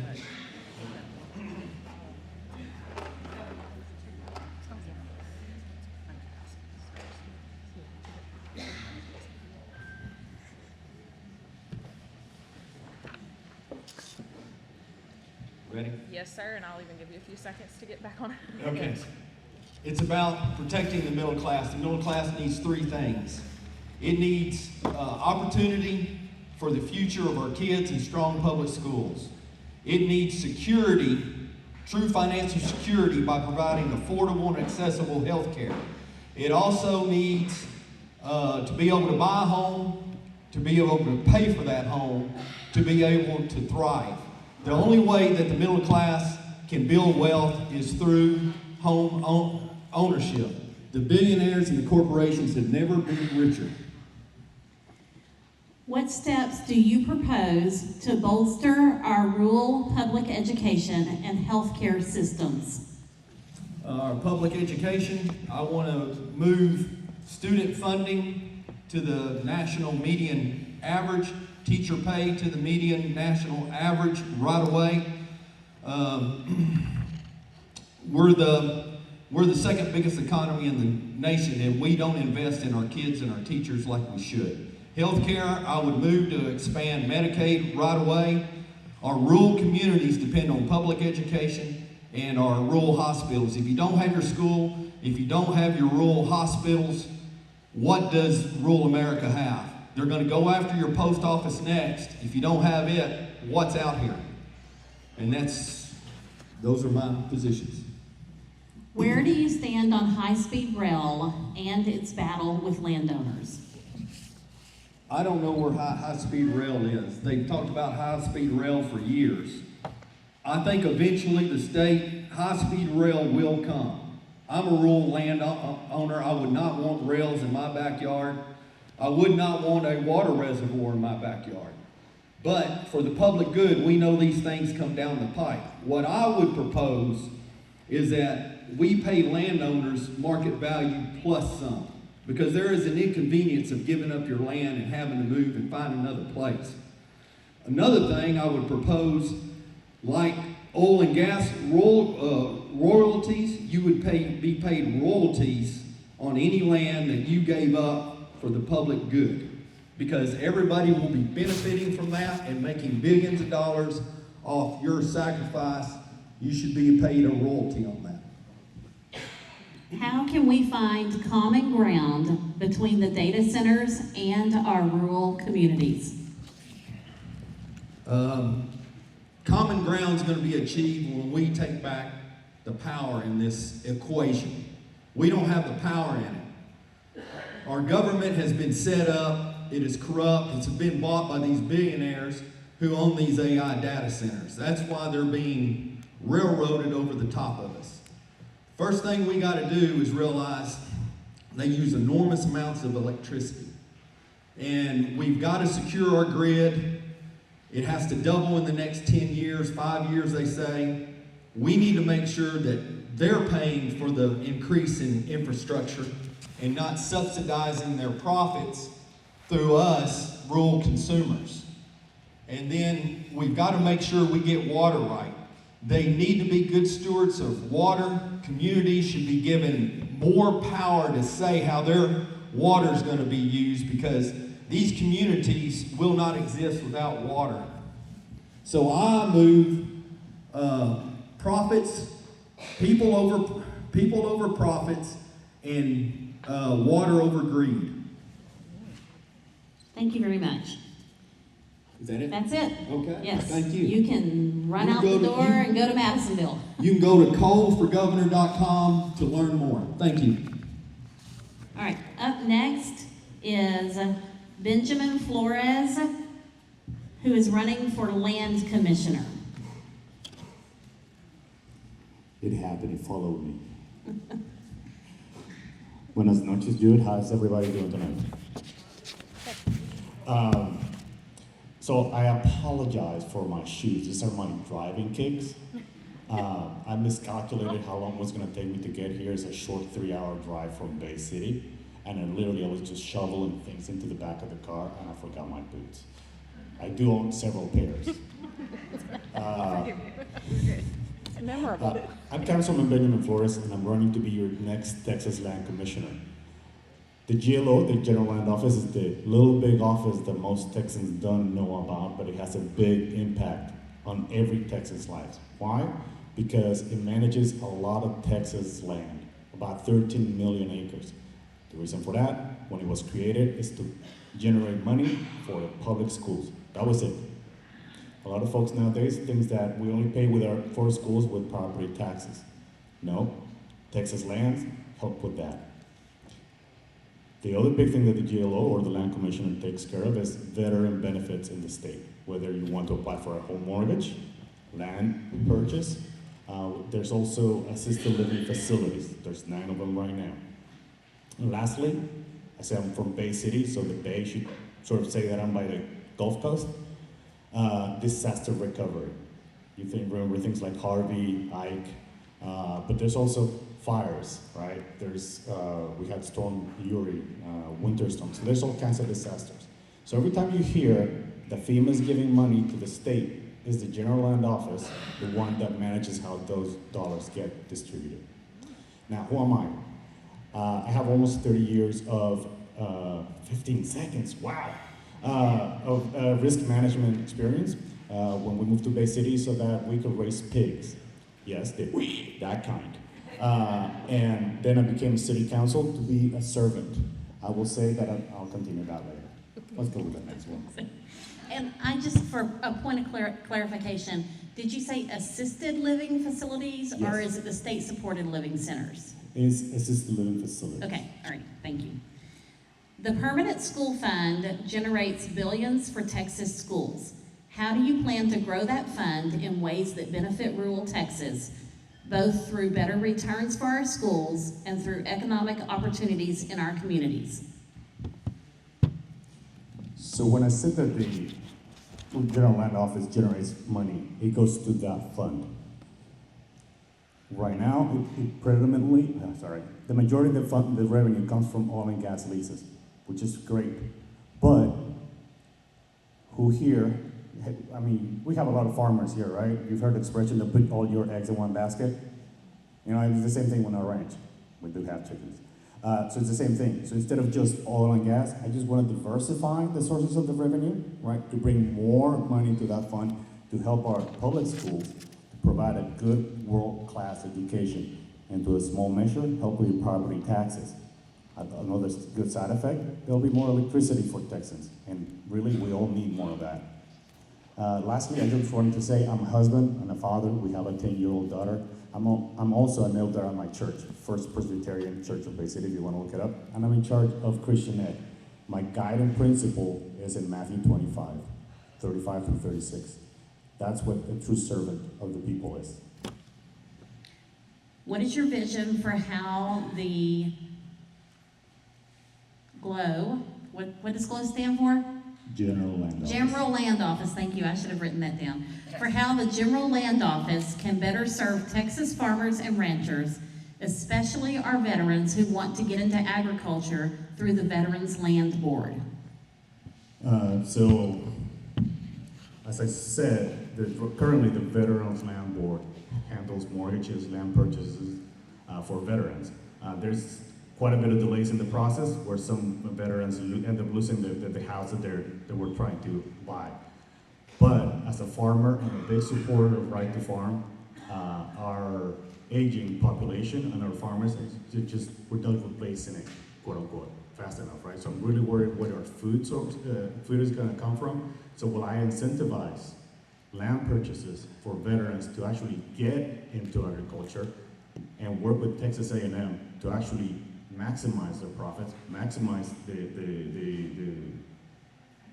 business, because it's not just raising cute animals. You want to make it profitable and for them to transition to other options, right? There's programs that already exist, so I just want to bring everybody together, to make the most out of that. I really want to thank you all. Thank you very much. Muchas gracias. Buenas noches. You can find more about me at letsgowithben.com. I appreciate you all. God bless you. Thank you. Precinct 4.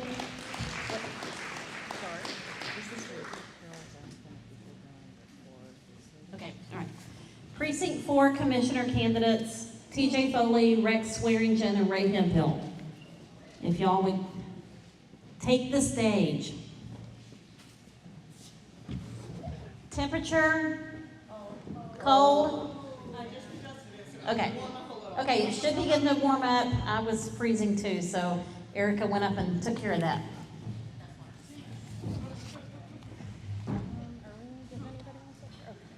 Yes. Yes.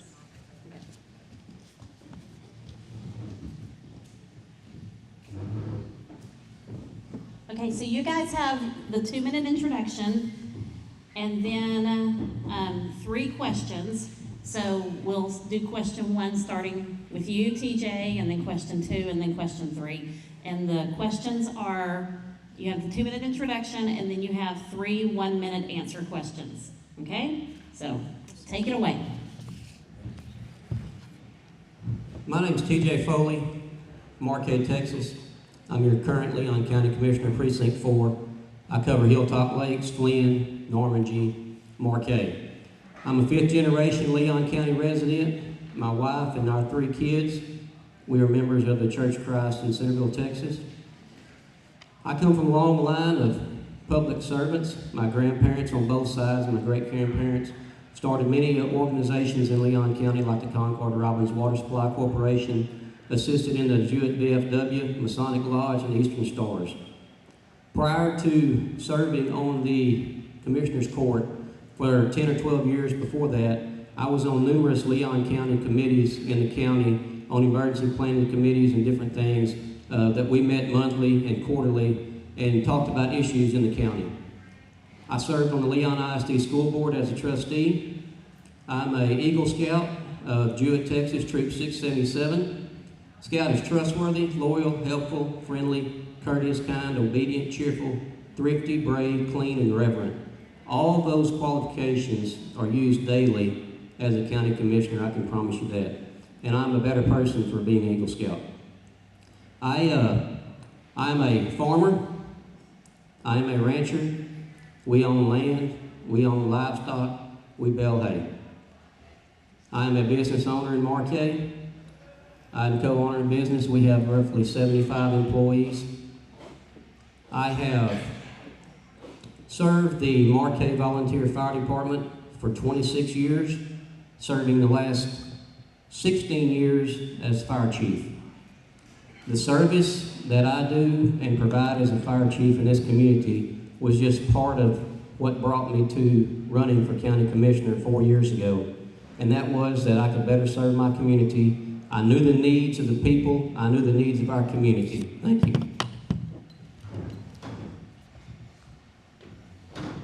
I'm Rex Swearingen. I'm running for Commissioner Precinct 4. I've been in Leon County now for about 30 years. We have a business. I'm the 3rd generation in the feed industry. My son's the 4th generation. We're passing that on down the line. And so I've had a whole life of service to the different farmers, ranchers, any part of agriculture and even out of agriculture. Service is something that I think is very important that anybody do. I'm a member of Union Baptist Church at 10 Mile. I serve as a deacon on that board. That's about all I've said a couple of times. You know, I really like the deals about the yes and the no questions, and I'd be really comfortable with that. Thank you.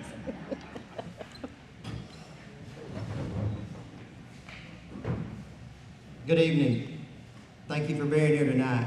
For those of you who may not know me personally, my name is Patrick Hemphill, and I've been blessed to be married to my wife, Jamie Noe Hemphill, for more than 30 years. Together we've raised 2 children, Baylin and Briley. Our family was built on faith, hard work, and personal responsibility, values we didn't just talk about but lived every single day. I spent my life working often from daylight till long after dark. I've owned and operated a farm and ranch, road construction, and trucking business. I understand agriculture. I understand small business. I understand what it takes to meet a payroll and work within a budget, care for the land, and push through tough times without asking the government for a handout. Those experiences have taught me accountability. When something breaks, you fix it. When times get hard, you don't quit, you work harder. That's the same common sense, conservative mindset I will bring to serving you as your county commissioner. Leon County is facing real challenges: growth pressure, infrastructure needs, rising costs, and the responsibility to protect our rural way of life. These are not problems for career politicians. They require steady leadership, physical responsibility, and someone who truly understands Leon County from the ground up. I'm not running to be a politician. I'm running because I love this county. I believe my experience, my work ethic, and my values prepare me to serve Leon County honestly and effectively. I will listen, I will work hard, I will always put the people of Leon County first. Your support tonight truly matters. Together we can keep Precinct 4 in Leon County on the right track with strong conservative leadership and respect our values, our land, and our way of life.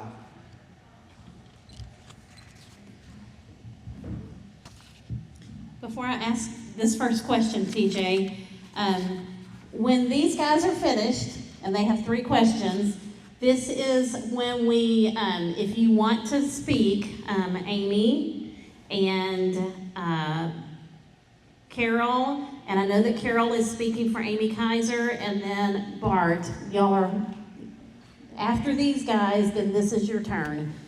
So be prepared. 3 one-minute questions, and then y'all need to hit the stage.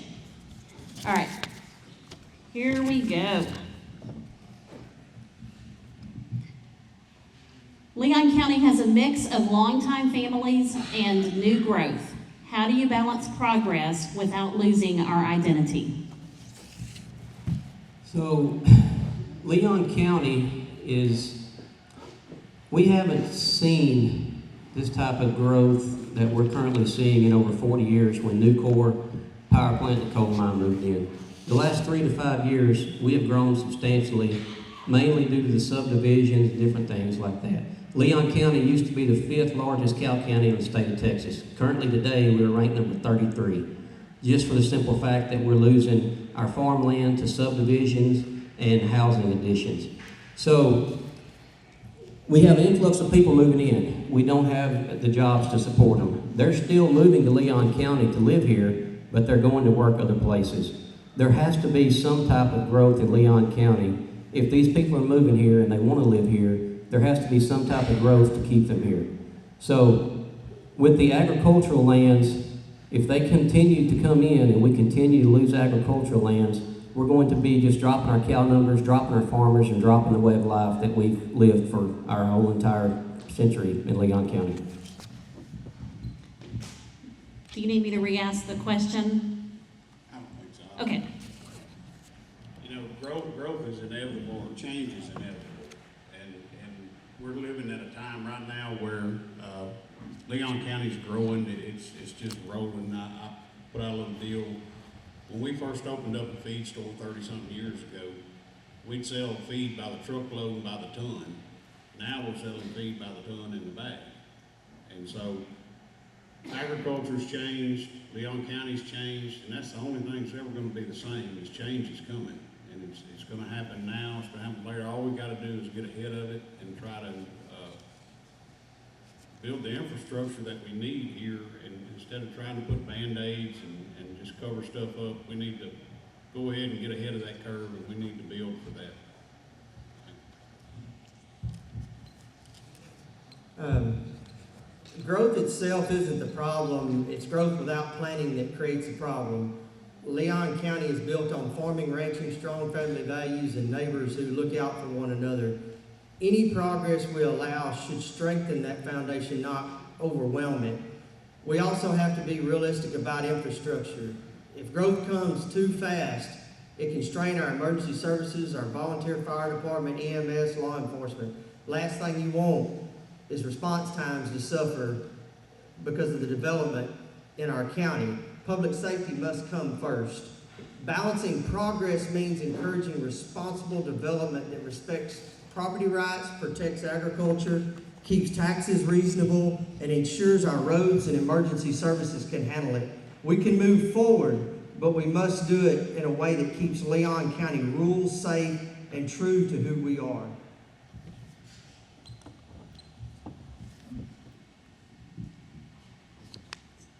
You were first on the last one, right? Okay, all right, so we'll start with Rex. If elected, what would success look like at the end of your term? If elected, I would think that success would look like your roads, bridges would be improved. We wouldn't have anything kind of sneaking up on us. We could get ahead of what's happening right now with the data centers. We could get ahead of some of that stuff. I don't know how we're going to get ahead of what we're on right now, but I would hope that we're ahead of that. We're going to stop wasting money in Leon County, and whatever we do spend, it gets used in a good spot. Yep. 4 years ago, I stood up here on the stage and made some promises to Leon County and Precinct 4. At the end of my next term, if elected, I will do the same thing. In short 3 years, I have successfully completed or exceeded every single promise that I made 4 years ago, except one, and that was trying to put railroad crossings at every county road in Leon County. I failed at that one. I'm not done trying, but that's not one thing I didn't get completed. I said I would fight for Leon County Precinct 4's budget that they hadn't had in over 30 years. I successfully completed that the last 2 years. I said that I would oil sand more roads than any other commissioner. I've successfully completed that. I said that I would extend and support our emergency services and law enforcement. We are almost about 4 to 5 months away from an $8.3 million communication system, which will allow our fire, EMS, and sheriff's office to communicate in Leon County and also communicate finally with every single county around us on this new system. This will allow our first responders the access they need when they're inside your house or inside a school district with our resource officers or anything else. Am I out of time? You are. Okay. Thank you.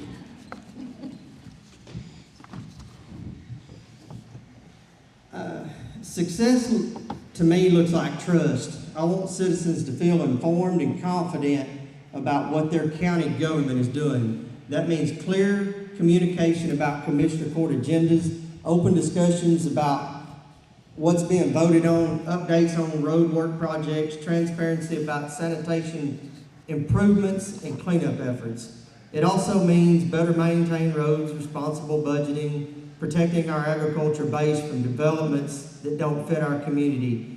If at the end of my term Leon County feels like Leon County rule, hardworking, fiscal responsible, and locally controlled, and the citizens feel heard and informed, then I'll consider it success.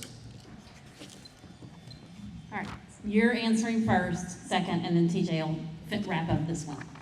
And y'all are great. Good job of following directions. Okay.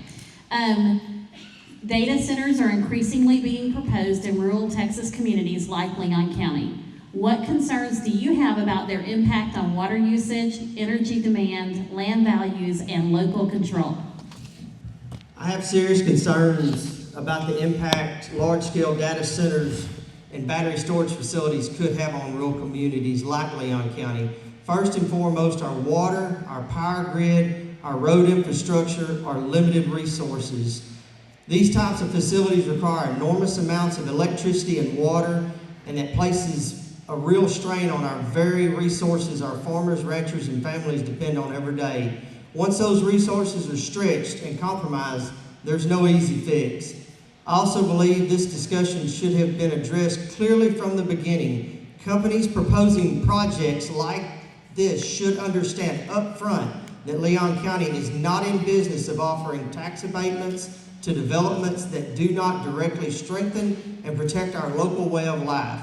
Leon County resources are not for sale. As Commissioner, I will not vote in favor of tax abatements for data centers or battery storage facilities. I will also work with our state legislation to push for stronger laws for rural communities. Thank you. I've got probably the least to say about a data center. I've put it on the website. data centers are bad. They're doing nothing for Leon County. And if there's any tax abatement, you can call it what you want to. If they're getting a tax discount, that is the only thing that a commissioner has any control over, is to tax them to the hilt.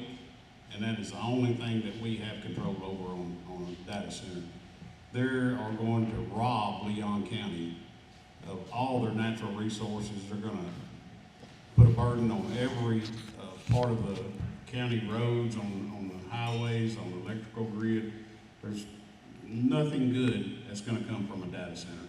And at any point, I would fight all the way to the end. There's no way in the world that I would ever vote for any kind of a tax break on a data center or the solar panel people. Data centers being proposed in Leon County. I own land within 2 miles of the current one being proposed. I live about 4 miles away. I'm highly against data centers. I've already spoken on that at numerous meetings and said that I'm not supportive of any tax abatements nor data centers. Several solutions that was given up here about using different kind of water and anything else. No matter what you do, that water's coming from somewhere. If it's coming from oil field wastewater, that's increased traffic. If it's coming from building lakes to provide their own water, that's increased land that they need. If it's coming from any other way out of the ground, that's water's taken away from us. Data centers doesn't have any use here. We don't need them. I don't think we have enough data in Leon County to fill up one room, much less a data center. Take them where they're needed, take them somewhere else, take them out of Leon County, take them to some federal land, a government land, state land, take them somewhere else out of our backyard. If, like the Congressman said, local level, we have very little control. Tax abatements, that's about it. Anything else besides that, it's going to have to be done at state or federal level. Thank y'all. Thank y'all very much. Appreciate it. Okay, while y'all are entering the stage, everybody needs to stand up. This is our 45-second exercise break. Put your hands in the air, wave them around like you just don't care. Turn around, tell somebody that you love them, you're glad they're here to listen to what's going on. Nobody turns around. Turn around. There you go. I didn't realize you were here. Kyle, do you want to say anything? Okay, all right. Okay, there's your 45 seconds. You don't have time to visit. Have a seat. We're moving on.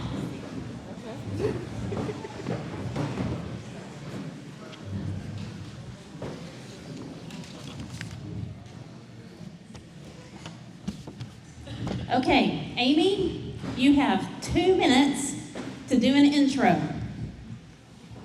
All right, I'm Amy Thomas Ward. I'm not on your program.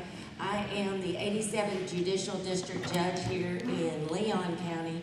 My district includes also Limestone County, Anderson County, and Freestone County.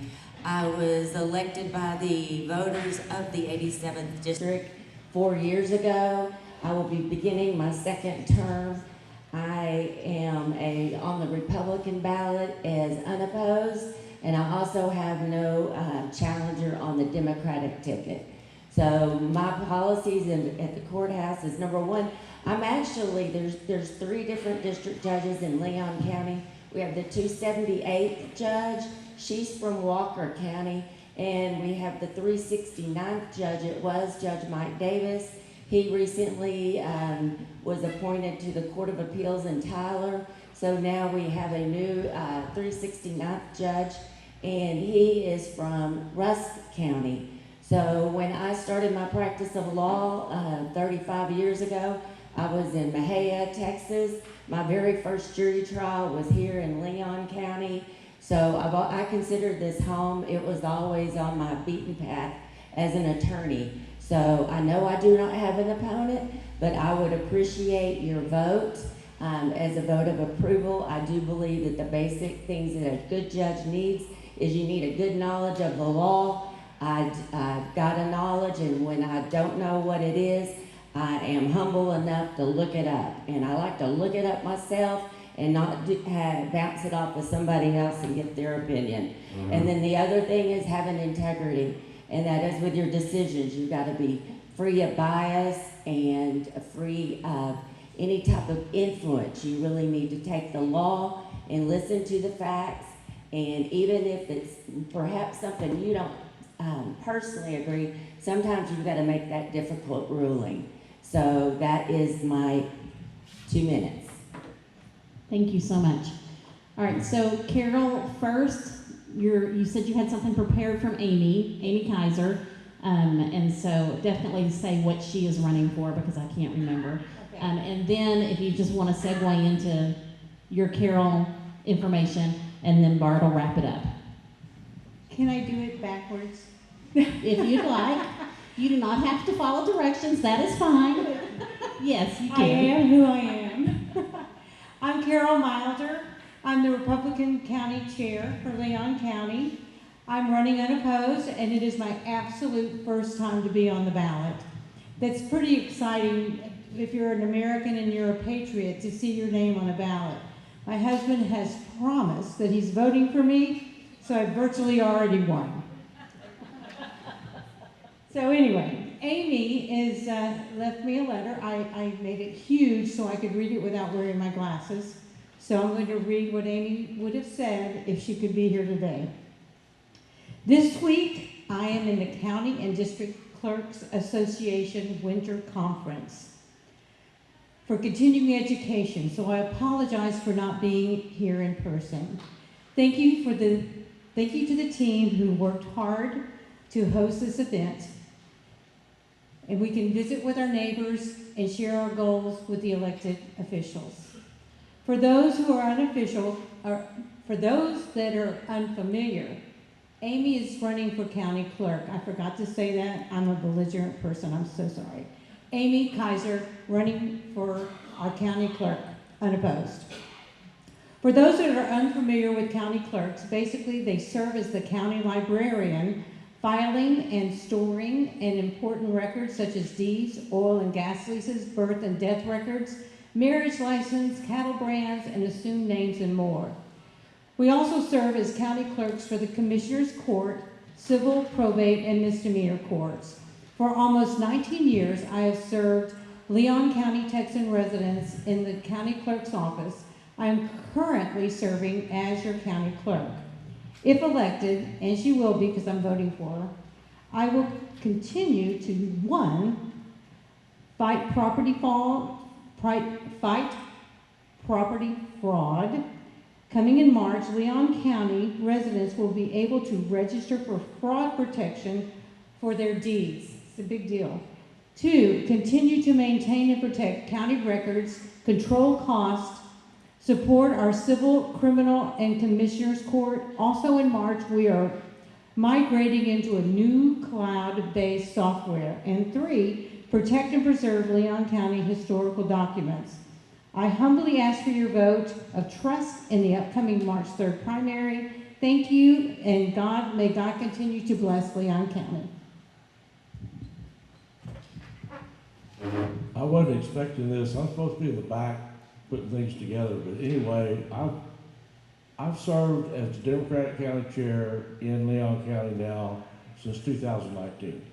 I didn't know if there are many other Democrats in the county, but there are. But there are a whole lot more Republicans, and that's okay. I mean, we have the right to have differences of opinion. I appreciate y'all inviting us into this evening, and I appreciate the graciousness y'all have shown our candidates tonight. We really do appreciate that. I am going to make one point. We have a need for poll workers all the time. And so if you've got some folks out there who've got time to devote to being a poll worker, be a poll clerk, that would be available. We would love to have you. We've been working hard. Donna, our new election administrator, I'm not going to try to pronounce her last name. Anyway, she's been working on bringing some folks into us, and we've got a few folks of our own coming in. But it's a great way to do your civic duty, and I would ask y'all to do that. Again, thank you for letting us come this evening, and some of y'all are my friends. I'd like for all of y'all to be my friends eventually, so we'll see where we go. Thank you. Thank you. Okay. Albert Hunter, Angela Orr, and Connie, no, sorry, Charlie. Charlie is Cat Wall's representative, please. Thank you. Yes, y'all go on up to the stage.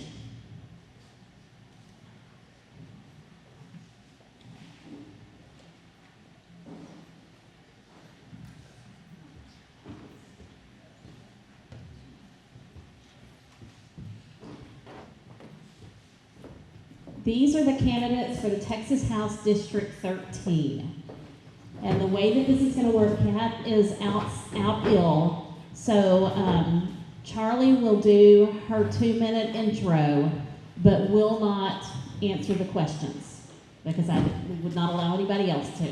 So, all right. So, Mr. Hunter, I'm not sure where the microphone is sitting, but if you want to get started, you have a 2-minute intro, and you can pass it over to Representative Orr, and then on over to Charlie. Okay, I would like to introduce myself. My name is Albert Hunter.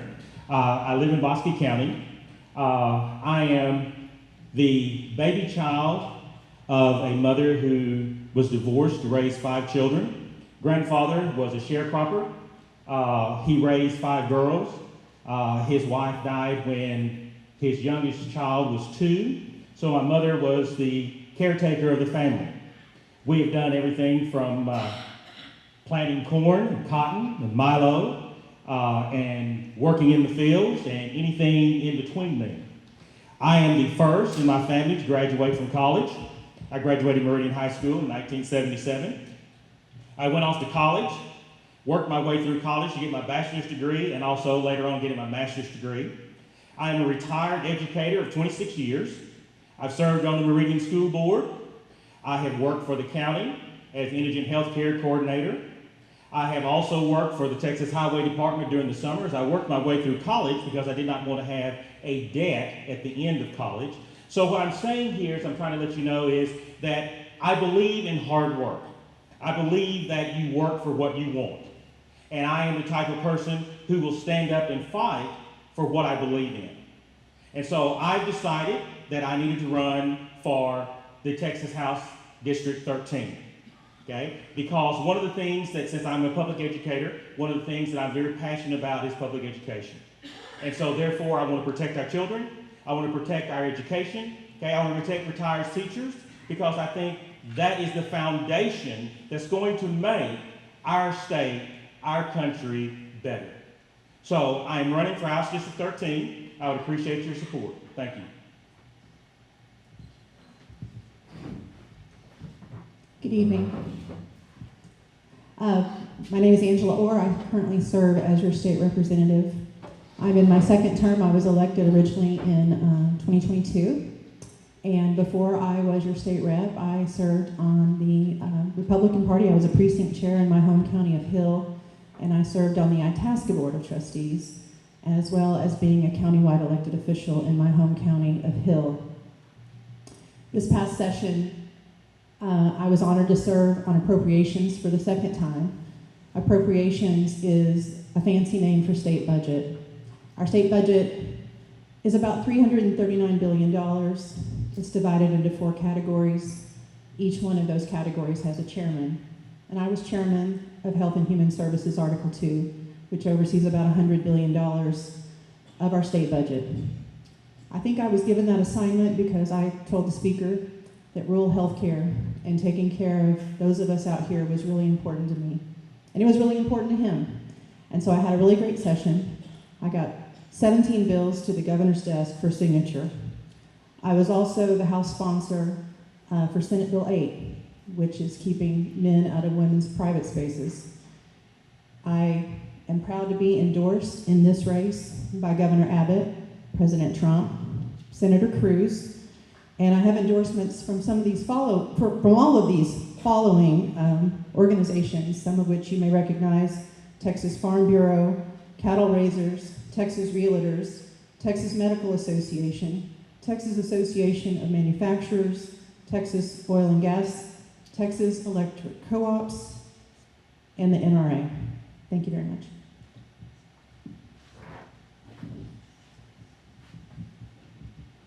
Hello, obviously I'm not Cat Wall. Unfortunately, she is sidelined with a nasty virus, so you're stuck with me. Charlie Johnston, I'm her general consultant and campaign manager. And I just want to say, from the very start, Cat said what she wanted to focus on is real answers to real problems. Because too often, you get lip service. I mean, how much have you heard about, we're going to eliminate property taxes? I've heard it for 5 cycles. And then after the election's over, nothing is said until the next time they pat themselves on the back for having said it. We need real answers to real problems, and that's what Cat is focused on.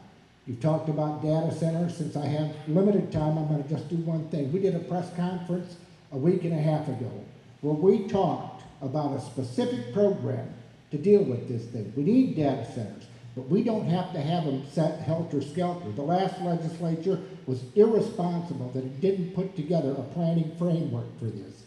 Her program, 3-point program, number 1, give clawback control from Austin and give real local control to counties. Counties, give them zoning and land regulation authority. That way, they can make real enforceable agreements to protect your interest. And let me tell you something.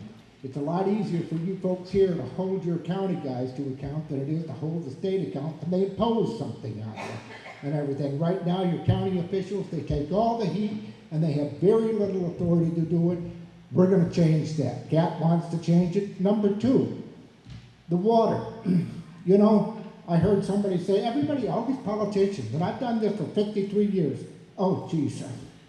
Desalination plants, 2 to 3 years online. For the money we spent going to Hollywood, subsidizing Hollywood, we could have had 25 to 30, 25 million gallon a day water plants. We need real answers. We're real people. Okay, they're telling me I gotta go. Thank you. All right, so Representative Orr will ask you to answer first, this first question, and then vice versa on the second question. And these are 1-minute answers. Start and stop, okay. I have to do it all myself now. She's leaving me. I guess I should wait until after I read the question. What is your position on data centers, and how would you control or regulate them through state legislation? Thank you. I'm guessing everybody in the room has one of these on them, right? So if we want to use these, we've got to admit that they cause a need for data centers. I also agree with President Trump when he says this is a national security issue. It's not like we need these to be in India or China or Mexico. They're going to have to be here in the United States. I don't want it to be detrimental to rural Texas. This last session, we passed SB 6, which dealt with the large loads that data centers could potentially put on our electric grid. And it gave guidelines for how they are supposed to report their usage. Just recently, we've asked for reports on data centers that are currently operating on their water usage. And I believe when we go back to do interim charges, that's something that we will address. As a classroom teacher, it's hard for me to sit down and talk, so I apologize. I live in Bosque County. We have a data center that's going in, Cirrus 1, in Bosque County. There's been a lot of complaints about it, about transparency. Now, we can't stop them. Landowners can sell their land to whomever they want. They can build whatever they want. The county, the water district, and I think we're in the Brazos River Authority Water District, okay, they can regulate certain things. Energy is very crucial to a data center. Energy is very crucial to each one of our households. One of the things that we've got to do is we've got to make sure that we protect the environment, we need to protect our natural resources, and we need to protect the citizens of those communities. We have got to try to figure out a way in which either the state can come up with a plan that the counties can adopt to help protect its people. All right, so you're first on this one. How would you get rid of property taxes? And if you did, how would you fund local governments that depend on property tax revenue? That question is a double-edged sword. You get rid of property taxes, you don't have police protection. You don't have some of the luxuries and things that each one of us in this room have come to enjoy. What we need to do is we need to find a way in which we can collect money through property taxes that's fair to every individual. I mean, you've got big ranches coming in that gets exemptions, farm exemptions. You got companies like the data center that's coming in that they're giving exemptions to. One of the things that the burden of the tax bill for operating counties and state is on the backs of everyday individuals like you and I. We've got to find a way to make it fairer. We cannot eliminate it, because if we eliminate the property taxes, then we also eliminate government. So we cannot totally eliminate it, but we've got to find a way to make it fair for everyone. Thank you. I have recently signed on to the governor's Texas Taxpayer Empowerment Pledge. It's got 5 arms. One is imposing spending limits on local government, much like the state legislature has at the state level.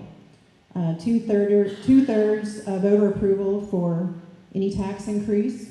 Rollback taxes, empowers voters to roll back taxes. Caps appraisal amounts, and eliminate school property taxes. I think this is mostly geared at maintenance and operation taxes. I think that one is doable. We're the 8th largest economy in the world, about to overtake France and be the 7th largest economy in the world. I think providing for the education expenses on behalf of our citizens is something that we can do. Thank you. And so you'll start this last one, but Judge Ryder and Mr. De La Garza, if y'all would go ahead and head this direction. Okay, final question for each of you. How long have you lived in the district? How long have you lived in the district? And when did you move to House District 13? That's the same question twice, isn't it? It's the same answer. How long have you lived in the district? How about Yes, that? I have lived, registered to vote, and had a homestead exemption in the district for 27 years. I have spent that time listening and learning and living as a local. And when God decides that my time is done, that's where you're going to find me when this is all over. Do I still have time? Yes. Governor Abbott is coming to Mexia for a Get Out the Vote on my behalf on 2/24 at noon in Mexia at the Riddle Building. I would love for you all to join us there. And I'd appreciate your support and consideration. Thank you. Well, in 1957, on October the 8th, that's okay, I'm a teacher, so I can speak loud enough for everybody in the room to hear me without it, okay? In 1957, I was born in Meridian, Texas, at Whole Arch Hospital. I've been in Meridian all my life. I started grade 1 at the elementary school there. I graduated high school there, okay? When I went off to college, I commuted back and forth from there. I have been a Bosque County resident all of my life. I've been involved in community activities. I've been on the school board. I've worked for the counties. I've even been the afternoon cook at the nursing home. And so my life is centered in Bosque County. I've lived no other place, except for the 6 months that I lived in Waco when I was going to MCC. But I graduated from Tarleton with a bachelor's degree in mathematics, okay, with a minor in science.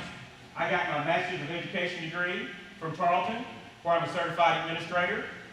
So I still live there in Bosque County. I've always told everybody I was born in Meridian, I'm going to die in Meridian. I built a house in Meridian, but they're going to have to bury me 8 miles down the road in Martin because I don't want to be around strangers. I am familiar with rural America. Okay, we are rural. Okay, I have cattle, I do farming, and I would appreciate your support. Okay, in the November election, I'm running unopposed in the primary, but I would appreciate your support, and I'm glad that you all invited us over, and I hope to see you all again. Thank you. Thank you. Thank y'all both very much.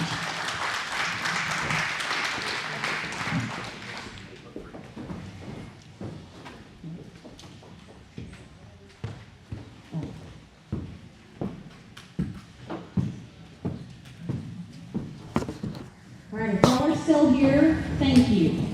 That's the main thing that I want to say to you is thank you very much for sticking with us. And we're going to wrap it up on time. I told these two, sorry. I told these two since they were at the end, we were going to be a little laxer, that may not be a word. A little more lax with them, but man, I'm a little tired, so I'm going to keep them on. I'm going to run them through. Some of us have to go to work tomorrow, right? Right, y'all? Okay, so these are the two candidates for Leon County Judge, and you have 2 minutes each for your intro, and then we went a little crazy on what we wanted to ask the county judge. You all have 6 1-minute questions to answer. So, who has the microphone in front of them? Set right in the center. Okay. We don't want to make it easy. All right, Judge Ryder, if you'll start, and then first question, you'll hang on to yours.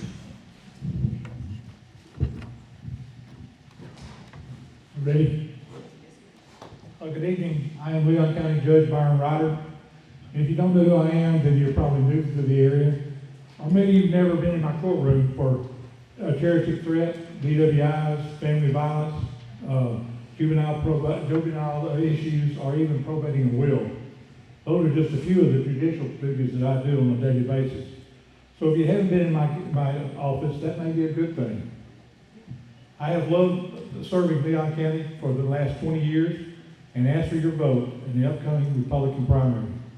Before serving as county judge, I owned and operated Ryder Oil and served the entire area with fuels and lubricants.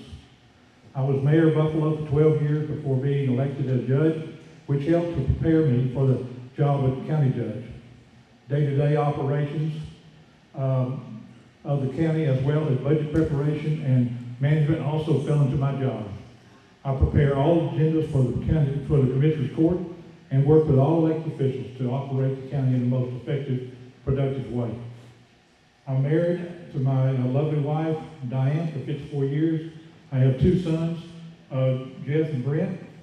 I have 2 great granddaughters, Jamie and Sheila, and I have 4 fantastic grandkids.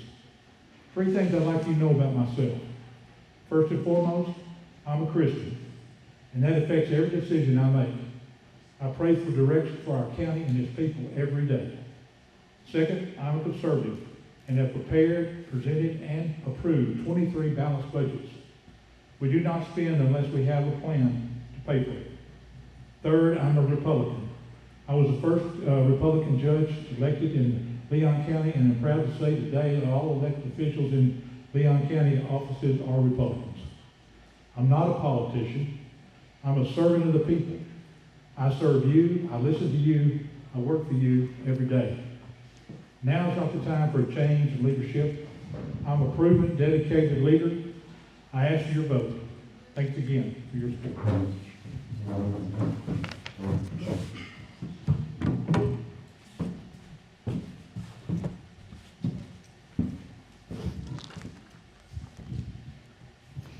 Hello, my name is Andres De La Garza, and I'm running for Leon County Judge. I'm a native Texan and 6th-generation resident of Leon County. My great-grandfather, Jeff St. John, was a sheriff here. My 3 times great-grandfather, Harmon St. John, was a county judge, or what they called back in the day a Chief Justice. Leon County is home, not just for me and my family, but for generations past and those to come. My wife and I have raised our children here.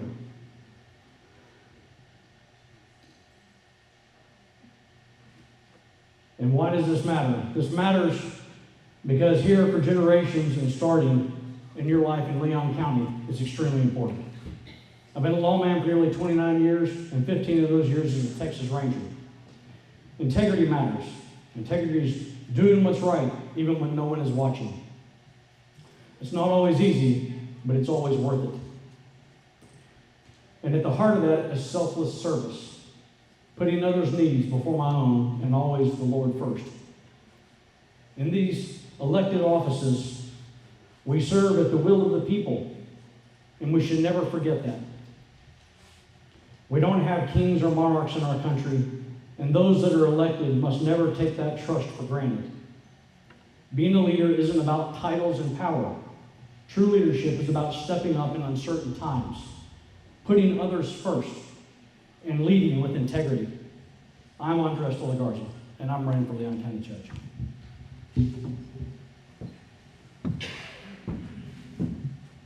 Grab the microphone.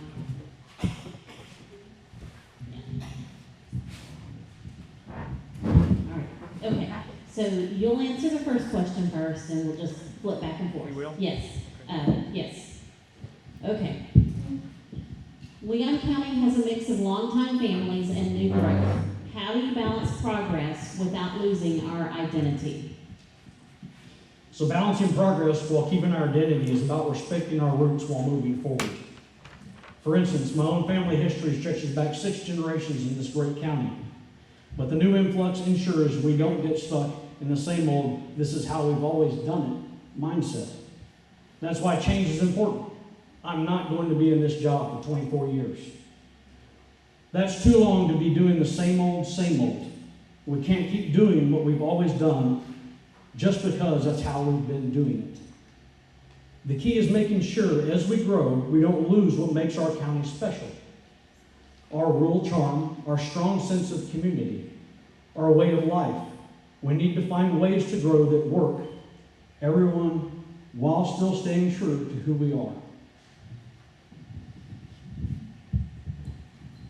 Same question. Same question. Same question. Our identity is agriculture in Leon County. We want to remain an agriculture producing county. We should encourage the new people to take a leadership and also to be involved in our county, such as going to the Agri-Life Extension Agent and maybe being in the Master Gardeners, which is an adult organization, or 4-H, which is our children's organization, which is one of the largest ones that we have in the state of Texas, especially a county our size. Become involved in church, schools, or social or service clubs, such as Lions clubs, or Brewster clubs, VFWs, American Legion, things like that. The more we get involved, the more we should continue to support Leon County and its success. You'll go first on this one, Judge Ryder. How do you plan to stay accessible to everyday citizens during this next term? Well, just like I have now, I give out cards with my cell number on there, with my email on there, and I've been doing that really from day one. And as he said, I've been here going on 24 years. I'm very accessible, and if people call me, I'm either going to call them back or I'm going to answer their questions.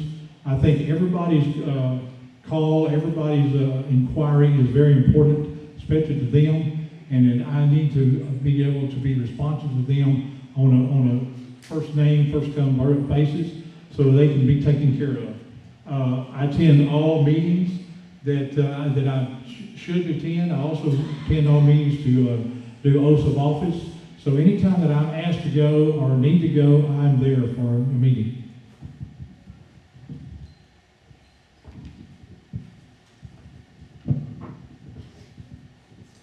Communication, it's huge and it's a must. I'll stay accessible by being out in the community, not just behind a desk.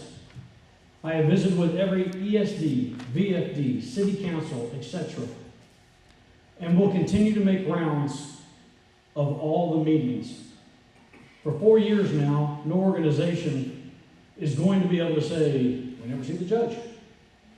I also plan to have a town hall style meetings so people can continue to come and see me face to face and address their concerns. I'll also be available through phone calls, emails, social media to keep in touch. Whether it's at local events, grabbing coffee, or passing through our county and the cities within our county, I'll be available. I will stay connected and approachable. I will listen to what people have to say in Leon County and take action on that and make sure there's a way for you to reach me.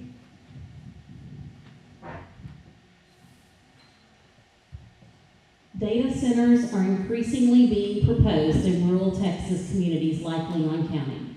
What concerns do you have about their impact on water usage, energy demand, land values, and local control? I have the same concerns as everyone else about water, power, and the land values. Add health and quality of life to that as well. Everyone in this county should have those concerns, and everyone in our neighboring county should have those concerns. As a county judge for a rural county alone isn't going to get much notice from the data centers or even an individual state rep or a national rep. But a group of county judges, a group of commissioners, school board members, concerned citizens, they will get noticed, at least by our reps. You see how hard right now everybody's working to get elected. You're the ones that elect them. With regard to the data centers, we were told there was nothing that can be done. That can't be one of our options. There is something you can do. Go vote.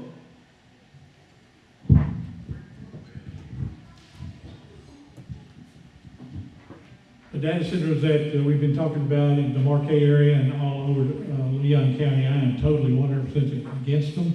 I have come out for that, and everybody knows that I am. Also, I'm against the tax abatement to bring them here.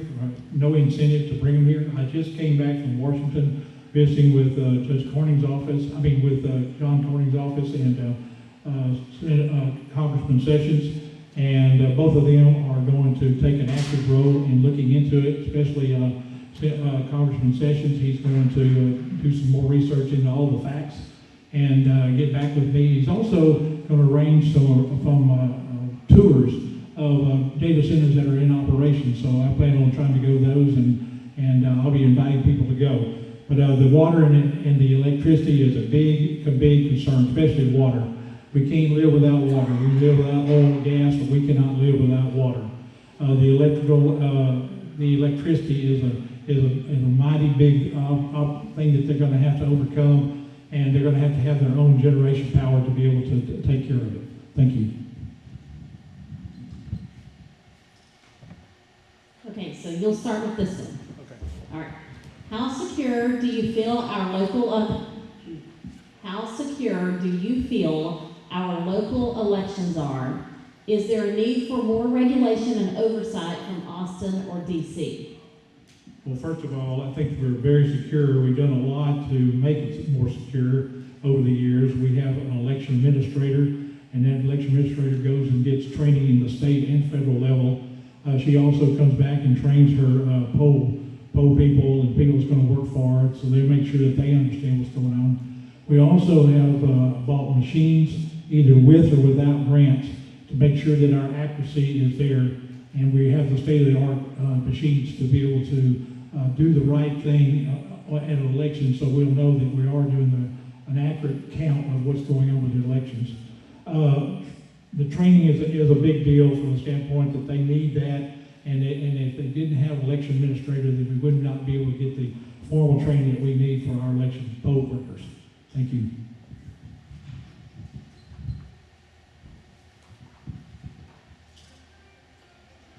I feel very confident in our elections at the local level. But that's one thing we must never take shortcuts with. Because if the citizens ever lose faith in the electoral process, that won't be easily regained. And nothing good comes from that. And more oversight from DC and Austin is usually bad. Okay. How do you feel about the state levels of government taking more and more power away from local counties? If it can be handled at the local level, it needs to be handled locally. There's no free lunch. The state and federal government isn't going to just step up and be nice and helpful. There will always be a benefit for them. My grandfather, as we referred to Pop, Milton Martin, his name, 12 years on the school board in Normandy. He said, Andres, he said, once you start taking money from the state and the federal government, they've got their hooks in. If you want your best interest to be looked after, you need to keep those decisions local.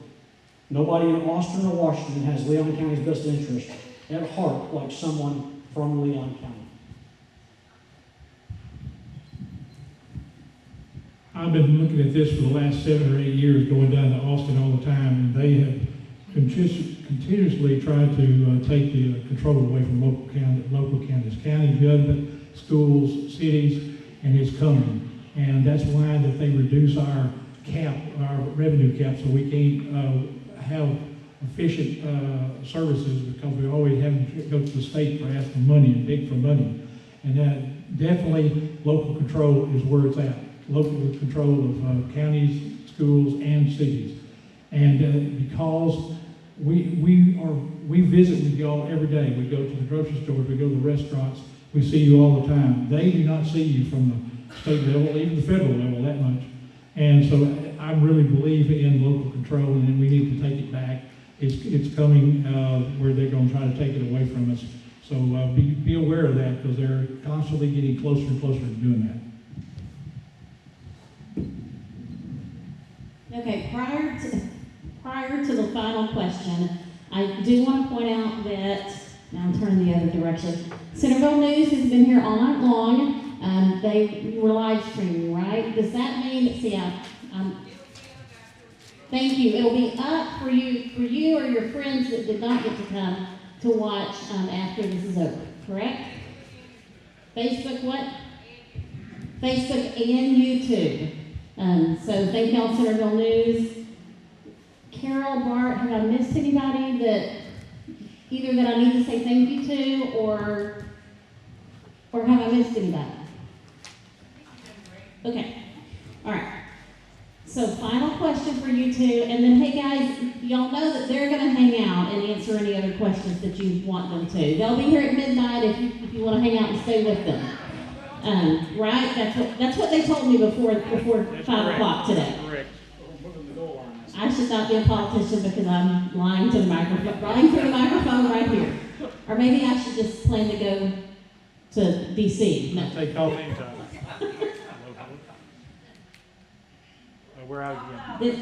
Did it go out again? Yeah, I can talk loud. I'm gonna ask the question and hand you this microphone.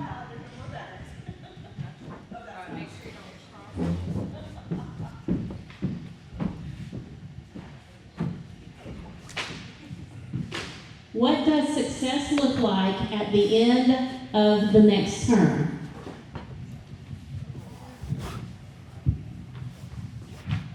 That's it, Judge. There you go. I'll bring the power to myself. I've got a statement. To me, success is our counties working together. People who stand together, listen to each other, help instead of hurt is a powerful force. Unity does not mean that we all think the same and can have different opinions. It means we value one another. We want to walk forward together. That is my vision for Leon County, that we listen to each other, that we move forward together as a team. In the world that strives on division, let's pledge to listen and work together to move Leon County forward. I just want to say while my time is, thank y'all very much for having this forum. Appreciate it very much.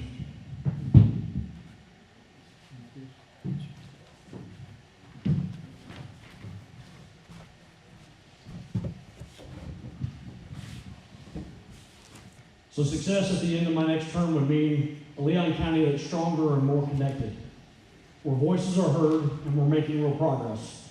By the end of my first year, I want to have tackled things like improved communications, plan for growth economically, and fully supporting our emergency service districts and law enforcement. I'll be focused on staying accessible to the people, building relationships with local businesses, and making sure we grow in a way that keeps our rural values intact. By the end of my term, I want to leave a county that's ready for the future with growth that benefits everyone. And again, thank you, ladies. I appreciate it.